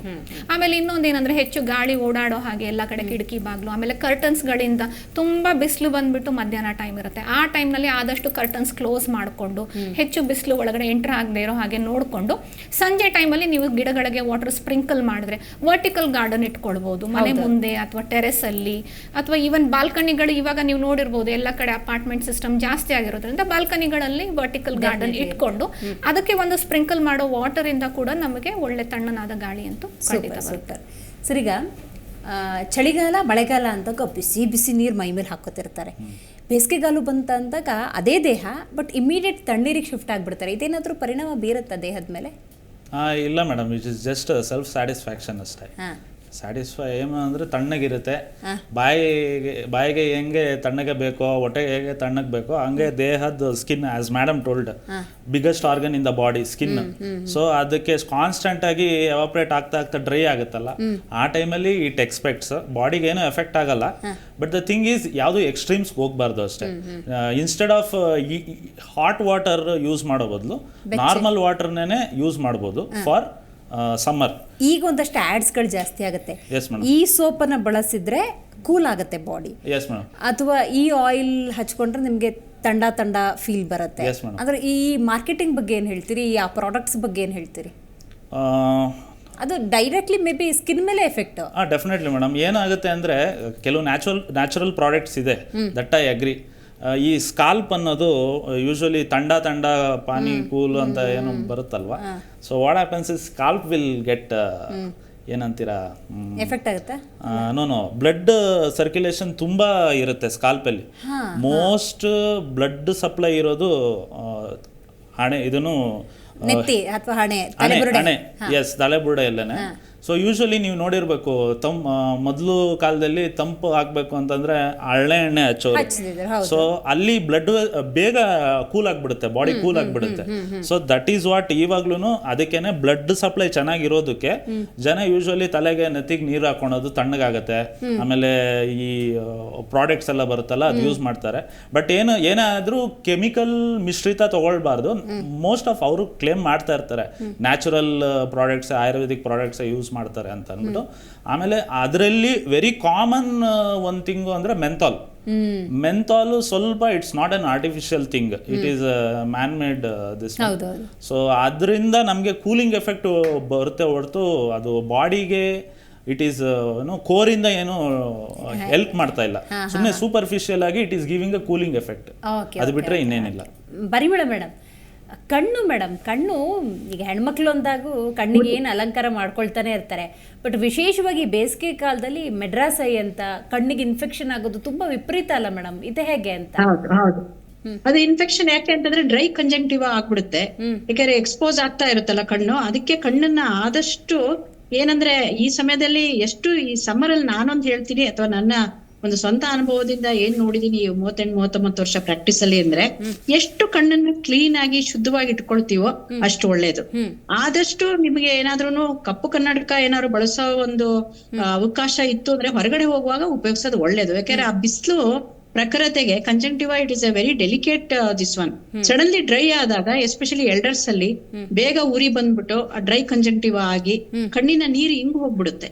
ಸೊ ನೀರು ಹಿಂಗದಾಗ ನ್ಯಾಚುರಲಿ ಅಲ್ಲಿ ಇನ್ಫೆಕ್ಷನ್ ಆಗಕ್ಕೆ ಕಾಯ್ತಾ ಇರುತ್ತಲ್ಲ, ನಮ್ಮ ಎನ್ವಿರಾನ್ಮೆಂಟ್ ಅಲ್ಲಿ ಇರೋ ಎಲ್ಲ ಒಂದು ಧೂಳಾಗ್ಲಿ ವೈರಸ್ ಆಗ್ಲಿ ಬೇಗ ಬಂದು ಅಟ್ಯಾಕ್ ಮಾಡುತ್ತೆ. ಆದ್ರಿಂದ ಸಮ್ಮರ್ ಅಲ್ಲೇನೆ ಈ ಮಡ್ರಾಸ್ ಐ ಅಂತ ಏನು ಒಂದು ಹೆಸರು ಬಂದಿದೆ, ಇದೆಲ್ಲ ಜಾಸ್ತಿ. ಯಾಕಂದ್ರೆ ಹಾರಾಡುತ್ತೆ ನೋಡಿ ಧೂಳು, ಈ ಕಡೆಯಿಂದ ಆ ಕಡೆ ಮನೆ ಮುಂದೆ ಕಸ ಹೊಡೆದು ಬೆಳಗ್ಗೆ ಕಸ ಹೊಡೆದ್ರೆ ಸಾಯಂಕಾಲಕ್ಕೆ ಒಂದ್ ರಾಶಿ ಧೂಳು ಕುತ್ಕೊಂಡಿರುತ್ತೆ ಅಲ್ವಾ. ಸೊ ಇದರಿಂದ ಒಂದು ಕಣ್ಣಿನ ಒಂದು ಏನಂತೀವಿ ಒಂದು ತೇವನ ಕಾಪಾಡ್ಕೊಳ್ಳೋದು ತುಂಬಾ ಮುಖ್ಯ. ಎಸ್ಪೆಷಲಿ ಯಾರಾಗ್ಲಿ, ಎಸ್ಪೆಷಲಿ ಎಲ್ಡರ್ಸ್, ಬೇಗ ಅವ್ರಿಗೆ ಅದು ಆಪರೇಷನ್ ಆಗಿರುತ್ತೆ, ಕೆಟ್ರಾಕ್ಟ್ ಆಗಿರ್ಬೋದು. ಮತ್ತೆ ಶುಗರ್ ಇರೋರಿಗಂತೂ ಈ ಕಂಜಂಕ್ಟಿವಿಟಿಸ್ ಇದೆಲ್ಲ ತುಂಬಾ ಕಾಡುತ್ತೆ. ಯಾಕೆಂದ್ರೆ ಮೈನಲ್ಲಿ ಶುಗರ್ ನಿಯಂತ್ರಣ ಏರುಪೇರು ಆಗ್ತಾ ಇರೋದ್ರಿಂದ. ಸೊ ಈ ಒಂದು ಕಾರಣ. ಹಾಗೆ ನಮ್ಮ ಡಾಕ್ಟರ್ ಹೇಳ್ದಂಗೆ ಈ ಇದು ಮೆಂತಾಲ್ ಅಂದ್ರು ಅವರು, ಅದಂತ ತಕ್ಷಣ ಅಂದ್ರೆ ಈ ಲಿಪ್ಸ್ ಆಕ್ಚುಲಿ ಡ್ರೈ ಆಗೋದು, ಅದನ್ನು ಒಂದು ತುಂಬಾನೇ ಒದ್ದಾಡ್ತಾರೆ ನಮ್ಮ ಹೆಣ್ಮಕ್ಳು ತುಂಬಾ ಬೇಗ. ಅಂಡ್ ನಾವು ಕೆಮಿಕಲ್ಸ್ ಇರೋದನ್ನ ಯೂಸ್ ಮಾಡ್ಬೇಡಿ, ಲಿಪ್ ಬಾಮ್ ಎಲ್ಲ ಯೂಸ್ ಮಾಡ್ಬೇಡಿ ಅಂತ ನಾವು ತುಂಬಾ ಹೇಳ್ತೀವಿ. ಆದ್ರಿಂದ ಅವರು ಇದು ಏನಂತೀವಿ ವ್ಯಾಸ್ಲಿನ್ ಆಗ್ಲಿ, ಮನೇಲಿರೋ ಒಂದು ಎಷ್ಟೋ ಆಹಾರಗಳೇ ನಮ್ಮ ಮೆಡಿಸಿನ್ ಅನ್ಬೋದು. ತುಪ್ಪ ಆಗ್ಲಿ ಬೆಣ್ಣೆ ಆಗ್ಲಿ ಅದನ್ನೆಲ್ಲ ನಾವು ಸವರ್ಕೊಳ್ಳೋದ್ರಿಂದ, ಅವಾಗ ಸವರ್ಕೊಳ್ಳೋದ್ರಿಂದಾನು ನ್ಯಾಚುರಲ್ ಆಗಿ ಇದನ್ನ ಇದ್ ಮಾಡ್ಕೋಬಹುದು, ಪ್ರಿವೆಂಟ್ ಮಾಡ್ಬೋದು, ಎಸ್ಪೆಷಲಿ ಕಂಜಂಕ್ಟಿವಿಟೀಸ್ ನ. ಆಮೇಲೆ ಇನ್ನೊಂದೇನ್ ಹೇಳಕ್ಕೆ ಇಷ್ಟಪಡ್ತೀನಿ ಅಂದ್ರೆ, ಮುಖಕ್ಕೆ ನೀರನ್ನ ಅವಾಗ ಸ್ಪ್ಲಾಶ್ ಮಾಡ್ಬೋದು. ನೀವು ಇವಾಗ ಎಲ್ಲರೂ ಇಬ್ರು ತುಂಬಾ ಚೆನ್ನಾಗಿ ಹೇಳಿದ್ರು ಹೇಗೆ AC ಅದನ್ನೆಲ್ಲ ನಾವು ಅವಾಯ್ಡ್ ಮಾಡ್ಬೋದು, ಅದನ್ನ ಕಾರ್ಬನ್ ಡೈಆಕ್ಸೈಡ್ ಎಮಿಷನ್ ನ. ಸೊ ನಾವ್ ಅವಾಗ ನಮ್ಮ ಹತ್ರ ನೀರು ಏನೇ ಆದ್ರೂ ಅಲ್ಲಲ್ಲೇ ನಲ್ಲಿಗಳು ಎಲ್ಲಾ ಕಡೆನೂ ಇರೋಂತ ಒಂದು ಸೌಲಭ್ಯಗಳು ಇದೆ ಇವಾಗ. ನಾವು ಸ್ವಲ್ಪ ನೀರನ್ನ ತಗೊಂಡು ಮುಖಕ್ಕೆ ಎರ್ಚ್ಕೊಳ್ಳೋದು ಒಂದು ತುಂಬಾ ಒಂದು ಆರೋಗ್ಯಕರವಾದ ಹ್ಯಾಬಿಟ್. ಅದರಿಂದ ಒಂದು ಹೃದಯಕ್ಕೂ ಒಂದು ಕೂಡ ಕೂಲಿಂಗ್ ಎಫೆಕ್ಟ್ ಬರುತ್ತೆ ಅನ್ನೋದನ್ನ ನಾನು ಕೇಳಿಸ್ಕೊಂಡಿದೀನಿ. ಆಮೇಲೆ ಸ್ವಲ್ಪ BP ಎಲ್ಲ ಒತ್ತಡ ಇರೋರು ಕೂಡ BP ಕೂಡ ಒಂದ್ ಸ್ವಲ್ಪ ಕಂಟ್ರೋಲಿಗೆ ಬರುತ್ತೆ. ಸೊ ಅವಾಗ ತಣ್ಣೀರನ್ನ ಮುಖಕ್ಕೆ ಎರಚ್ಕೊಳ್ಳೋದ್ರಿಂದ ಸ್ಪ್ಲಾಶ್ ಮಾಡೋದು ಅಂತೀವಿ ನೋಡಿ, ಅದನ್ನ ಮನೇಲಿ ಯಾರ್ ಬೇಕಾದ್ರು ಯಾವ ಏಜ್ ನವ್ರು ಬೇಕಾದ್ರು ಅದನ್ನ ಅಳವಡಿಸ್ಕೊಂಡು ಎಸ್ಪೆಷಲಿ ಎಲ್ಡರ್ಸ್ ಮಾಡೋದ್ರಿಂದ ತುಂಬಾ ಮುಖ್ಯ ಅಂತ ಹೇಳ್ಬೋದು. ಆದಷ್ಟು ಅದಕ್ಕೆ ಎಳ್ನೀರು ಹಣ್ಣುಗಳನ್ನ ತಿನ್ಕೊಂಡು, ಆಮೇಲೆ ಕಣ್ಣಿಗೆ ಆದಷ್ಟು ಧೂಳು ಬೀಳದಂಗೆ ಅವರು ಆದಷ್ಟು ಇದ್ ಮಾಡ್ಬೇಕು. ಕಣ್ಣಿನ ಒಂದು ತ್ರಾಟಕ ಅಂತ ಎಕ್ಸರ್ಸೈಸ್ ಒಂದೇ ನಿಮಿಷ ಹೇಳ್ಬಿಡ್ತೀನಿ. ಕಣ್ಣನ್ನ ಆದಷ್ಟು ನಾವು ಯೋಗದಲ್ಲಿ ನಾವು ತ್ರಾಟಕ ಅಂತ ಮಾಡ್ತೀವಿ. ಅದನ್ನ ಆ ಕಡೆಯಿಂದ ಈ ಕಡೆ ನೋಡೋದನ್ನ ಒಂದು ಕೂಲಾದ ಜಾಗದಲ್ಲಿ ಬೆಳಗ್ಗೆ ಕುತ್ಕೊಂಡು ಸಾಯಂಕಾಲ ಕುತ್ಕೊಳ್ಳೋದ್ರಿಂದ ಕಣ್ಣಿನ ಸ್ನಾಯುಗಳು ಏನಿರುತ್ತೆ ಮಸಲ್ಸ್ ನ ನಾವು ಸ್ಟ್ರಾಂಗ್ ಮಾಡ್ಬೋದು. ಆಮೇಲೆ ಅವಾಗವಾಗ ನಾವು ಕಣ್ಣನ್ನ ಒಂದು ಸ್ವಲ್ಪ ಹೊತ್ತು ಕುತ್ಕೊಂಡು ಅದನ್ನ ನಾವು ಮುಚ್ಚೋದು ತೆಗೆಯೋದು ಮಾಡೋದ್ರಿಂದನು ಈ ಒಂದು ಕಂಜಂಕ್ಟಿವಿಟಿಸ್ ನ ಪ್ರಿವೆಂಟ್ ಮಾಡ್ಬೋದು. ಹೆಚ್ಚಿನ ಒಂದು ಓಡಾಟ ಇಲ್ದವರಿಗೆ ಇದೆಲ್ಲ ತುಂಬಾ ಸರಳವಾಗಿ ಮಾಡ್ಕೋಬೇಕಾದಂತ ವಿಧಾನ ಅಂತ ಹೇಳ್ಬೋದು. ನಾ ಏನ್ ಹೇಳ್ತೀನಿ ಅಂದ್ರೆ, ನಾವು ಗಾರ್ಡನ್ಸ್ ನ ಬೆಳೆಸ್ಬೇಕು, ಮನೆಯೊಳಗಿನ ಗಾರ್ಡನ್ ನಮ್ಮ ಇವಾಗ ಮೇಡಮ್ ಹೇಳ್ದಂಗೆ ಆಮೇಲೆ ಆದಷ್ಟು ನಾವು ನೀರನ್ನ ಮನೆಯಲ್ಲಿ ಉಳಿಸ್ಬೇಕು. ಆಮೇಲೆ ನಮ್ಮ ದನ ಕರುಗಳಿಗೆ ಹಕ್ಕಿಗಳಿಗೆ ನೀರ್ ಸಿಗಂಗೆ ನಾವು ಮಾಡ್ಬೇಕು. ಈ ತರ ನಾವು ಪರಿಸರ ಪ್ರೇಮಿ ಸ್ವಲ್ಪ ಆದ್ರೂ ಕೂಡ ಖಂಡಿತವಾಗ್ಲೂ ಈ ಕಟ್ಟಡಗಳನ್ನ ನಾವು ನಿಲ್ಲಿಸ್ಬಿಟ್ಟು ನಾವು ನಿಜವಾಗ್ಲೂ ಪರಿಸರನ ಕಾಪಾಡ್ಕೊಂಡು ನಮ್ಮ ಮಕ್ಳಿಗೂ ನಾವು ಆ ಪರಿಸರನ ಕೊಡ್ಬೋದು. ಇದು ನನ್ನ ಹೇಳಿಕೆ ಅನ್ಬೋದು. Right madam. ಅದ್ರ ಜೊತೆಗೆ ಈಗ ಕಚೇರಿಗಳು ಅಂದ ಸಂದರ್ಭದಲ್ಲಿ ಬಹುತೇಕ ನಗರ ಪ್ರದೇಶಗಳಲ್ಲಿ AC ಯೂಸ್ ಮಾಡೇ ಇರ್ತಾರೆ. ಬರೋ ವ್ಯಕ್ತಿ ಅವನೇ, ದಿನ ಆಫೀಸಿಗೆ ಬರೋರು ಅವರೇ ಆಗಿರ್ತಾರೆ. ಆಫೀಸಿಗೆ ಬಂದ್ರೆ ವಿಪರೀತ AC, ಮನೇಲಂತ AC ಸಿಸ್ಟಮ್ ಇಲ್ಲ ಅಂದ್ರೂ ಕೂಡ ಸೊ ಅಲ್ಲಿ ಮನೇಲಿ ಬೆವರ್ತಾ ಇರ್ತಾರೆ. ಇಲ್ಲಿ ಕಂಪ್ಲೀಟ್ AC ಉಲ್ಲನ್ ಬಟ್ಟೆಗಳನ್ನ ಧರಿಸೋದು ಈ ತರದ್ದು ಇರುತ್ತೆ. ಅದೇನಾದ್ರೂ ದೇಹದ ಮೇಲೆ ಪರಿಣಾಮ ಬೀರುತ್ತಾ? ಖಂಡಿತವಾಗ್ಲೂ ನಾವು ಸರಳವಾದ ಉಡುಗೆ ಅಂತ ಏನಂತೀವಿ ಕಾಟನ್, ಈ ಕಾಟನ್ ಬಟ್ಟೆ ಇರೋದ್ರಿಂದ ಈ ಸ್ವೆಟ್ಟಿಂಗು ಅದನ್ನೆಲ್ಲ ಅದಕ್ಕೆ ಅಬ್ಸರ್ವ್ ಮಾಡ್ಕೊಳ್ಳೋಂತ ಇರುತ್ತೆ. ಮತ್ತೆ ಬಾಡಿನ ಕೂಲ್ ಆಗಿಡುತ್ತೆ. ನೂಲಿನ ಬಟ್ಟೆ ಕಾಟನ್. ಸೊ ಇದನ್ನ ಒಂದು ನಾನು ಹೇಳ್ಬೇಕಿತ್ತು, ನೀವು ನೆನ್ಪು ಮಾಡಿದ್ರಿ. ಎಸ್ಪೆಷಲಿ ಪ್ರೆಗ್ನೆಂಟ್ ಲೇಡೀಸ್ಗೂ ನಾವು ಆದಷ್ಟು ಈ ಒಂದು ರಂಗಾದ ಕಲರ್ ಬಟ್ಟೆಗಳನ್ನ ಹಾಕೊಂಡ್ ಬರಬೇಡಿ. ಆದಷ್ಟು ಒಂದು ಕಾಟನ್ ಇರೋದನ್ನೇ ಬಟ್ಟೆನೆ ಹಾಕೊಳ್ಳಿ. ಕಾಟನ್ ಉಡುಪು ಕ್ಲೀನ್ ಆಗಿರೋದನ್ನ ಹಾಕೊಂಡ್ಬಿಟ್ರೆ ನಿಮಗೆ ಆದಷ್ಟು ಸೆಕೆ ಅಥವಾ ಸ್ವೆಟ್ಟಿಂಗ್ ನಲ್ಲಿ 20-25% ಭಾಗ ಕಡಿಮೆ ಮಾಡ್ಬೋದು. ಸೊ ಅದೇ ಏನು ಅಂತಂದ್ರೆ ನಮ್ಮನೇಲಿ ಇರೋ ಒಂದು ಇಲ್ದಿರೋ ಒಂದು ಲಕ್ಸುರಿ ಹೊರಗಡೆ ಇದೆ ಅಂದಾಗ ಅದನ್ನ ತಕ್ಷಣ ಒಂದು ತಗೊಂಡ್ಬಿಡೋದು ನಮ್ಮ ಒಂದು ವಿಮಾನ ಪ್ರವೃತ್ತಿ ಅಥವಾ ಒಂದು ಚಿಕ್ಕ ಮನಸ್ಸು ಅನ್ಬೋದು. ಅದನ್ನ ಅವಾಯ್ಡ್ ಮಾಡ್ಬೇಕು. ಕಾರ್ಬನ್ ಡೈಆಕ್ಸೈಡ್ ಎಮಿಷನ್ ನ ಕಡಿಮೆ ಮಾಡ್ಬೇಕು. ನಾವ್ ಇವಾಗ ಏನು ಪದ್ಧತಿಗಳು ಹೇಳಿದ್ವಿ ಎಲ್ಲರೂ ಅದನ್ನ ಅಳವಡಿಸೋದ್ರಿಂದ ನಾವು ಇದನ್ನೆಲ್ಲ ತಡೆಗಟ್ಟಬಹುದು ಅಂತ ಹೇಳ್ತೀನಿ. ಸರಳವಾದ ಜೀವನ, ಸರಳವಾದ ಆಹಾರ, ಎಸ್ಪೆಷಲಿ ಸರಳವಾದ ಆಹಾರ, ಈ ಮಸಾಲೆಯುಕ್ತ ಆಹಾರನ ತುಂಬಾ ಕಡಿಮೆ ಮಾಡ್ಬೇಕು ಈ ಸಮಯದಲ್ಲಿ.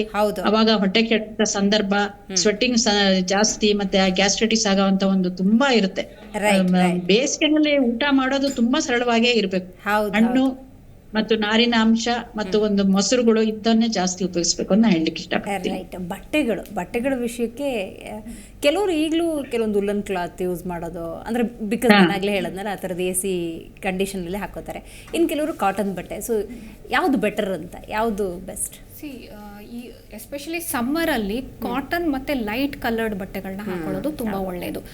ಬರೀ ಬಟ್ಟೆಗಳಷ್ಟೇ ಅಲ್ಲ, ಕೆಲವರಿಗೆ ಛತ್ರಿ ಉಪಯೋಗಿಸೋ ಅಭ್ಯಾಸನೂ ಇರುತ್ತೆ. ಈಗ ಕೊಡೆಗಳನ್ನ ತಗೊಂಡು ಅದು ಕಪ್ಪುದು ತಗೊಂಡು ಹೋಗಬಾರ್ದು, ಅದರಿಂದ ಇನ್ನೂ ಉಷ್ಣ ಜಾಸ್ತಿ ಆಗುತ್ತೆ. ಸೊ ಲೈಟ್ ಕಲರ್ಡ್, ಸೊ ಬಟ್ಟೆನೂ ಅಷ್ಟೇ ಕಾಟನ್ ಇರಬೇಕು ಮತ್ತು ಲೈಟ್ ಕಲರ್ಡ್ ಬಟ್ಟೆಗಳನ್ನ ಹಾಕೊಳ್ಳೋದು ಒಳ್ಳೆಯದು. ಅದು ಯಾವ ಏಜ್ ಅವರಾದರೂ ಆಗಿರಲಿ, ಈಗ ದೊಡ್ಡವರು, ಮಿಡ್ಲ್ ಏಜ್, ಮಕ್ಕಳು ಯಾರಾದರೂ ಆಗಿರಲಿ. ಮತ್ತು ಸ್ವಲ್ಪ ಲೂಸ್ ಆಗಿರೋ ಉಡುಪುಗಳನ್ನೇ ಹಾಕೊಳ್ಬೇಕು. ಅತಿಯಾಗಿ ಟೈಟು ಬಿಗಿಯಾಗಿರೋ ಉಡುಪುಗಳನ್ನ ಹಾಕೊಳ್ಬಾರ್ದು. ರೈಟ್ ಸರ್, ನಿಮ್ಮ ಸಲಹೆ ಬಿಸಿಲಿಗೆ? ಬಿಸಿಲಿಗೆ ವಾಟರ್ ಇಂಟೇಕ್ ಜಾಸ್ತಿ ಮಾಡಿ. ಆ್ಯಂಡ್ ನ್ಯಾಚುರಲ್ ಆಗಿ ಇರೋ ಸಿಗೋದನ್ನ ಲೈಕ್ ಫ್ರೂಟ್ಸು, ವೆಜಿಟೇಬಲ್ಸಲ್ಲಿನೂ ವಾಟರ್ ಕಂಟೆಂಟ್ ಇರೋ tomato we can say it's actually a fruit. So many vegetables, fruits ಇದೆ. ಆದಷ್ಟು ನ್ಯಾಚುರಲ್ ಆಗಿ ಸಿಗುವಂಥ ವಾಟರ್ ಸೋರ್ಸಸ್ ಆಗಲಿ ಅದನ್ನೇ ಯೂಸ್ ಮಾಡಿ. ವಾಟರ್ ಇಂಟೇಕ್ ಜಾಸ್ತಿ ಮಾಡಿ. ಆ್ಯಂಡ್ ಮೇಡಮ್ ಹೇಳ್ದಂಗೆ, ಡಾಕ್ಟರ್ ಪರಿಮಳ ಅವ್ರು ಹೇಳ್ದಂಗೆ, try to sweat a lot. Toxins ಆಚೆ ಬಂದ್ರೆ ದಾಹನೂ ಆಗುತ್ತೆ, ಚೆನ್ನಾಗಿ ನೀರು ಕುಡಿಬಹುದು. ಸೊ ಸೈಕಲ್ ಇರಬೇಕು, ಇಂಟೇಕು ಔಟ್ಪುಟ್ ಎರಡು ಈಕ್ವಲ್ ಆಗಿ ಇರಬೇಕು. Nice sir. ಕಾರ್ಯಕ್ರಮದಲ್ಲಿ ಡಾಕ್ಟರ್ ವೆಂಕಟೇಶ್ವರ ಅವರು, ಕವಿತಾ ರಾಜೇಶ್ ಅವರು, ಡಾಕ್ಟರ್ ಪರಿಮಳ ಅವರು ಭಾಗಿಯಾಗಿದ್ದಕ್ಕಾಗಿ ಧನ್ಯವಾದಗಳು.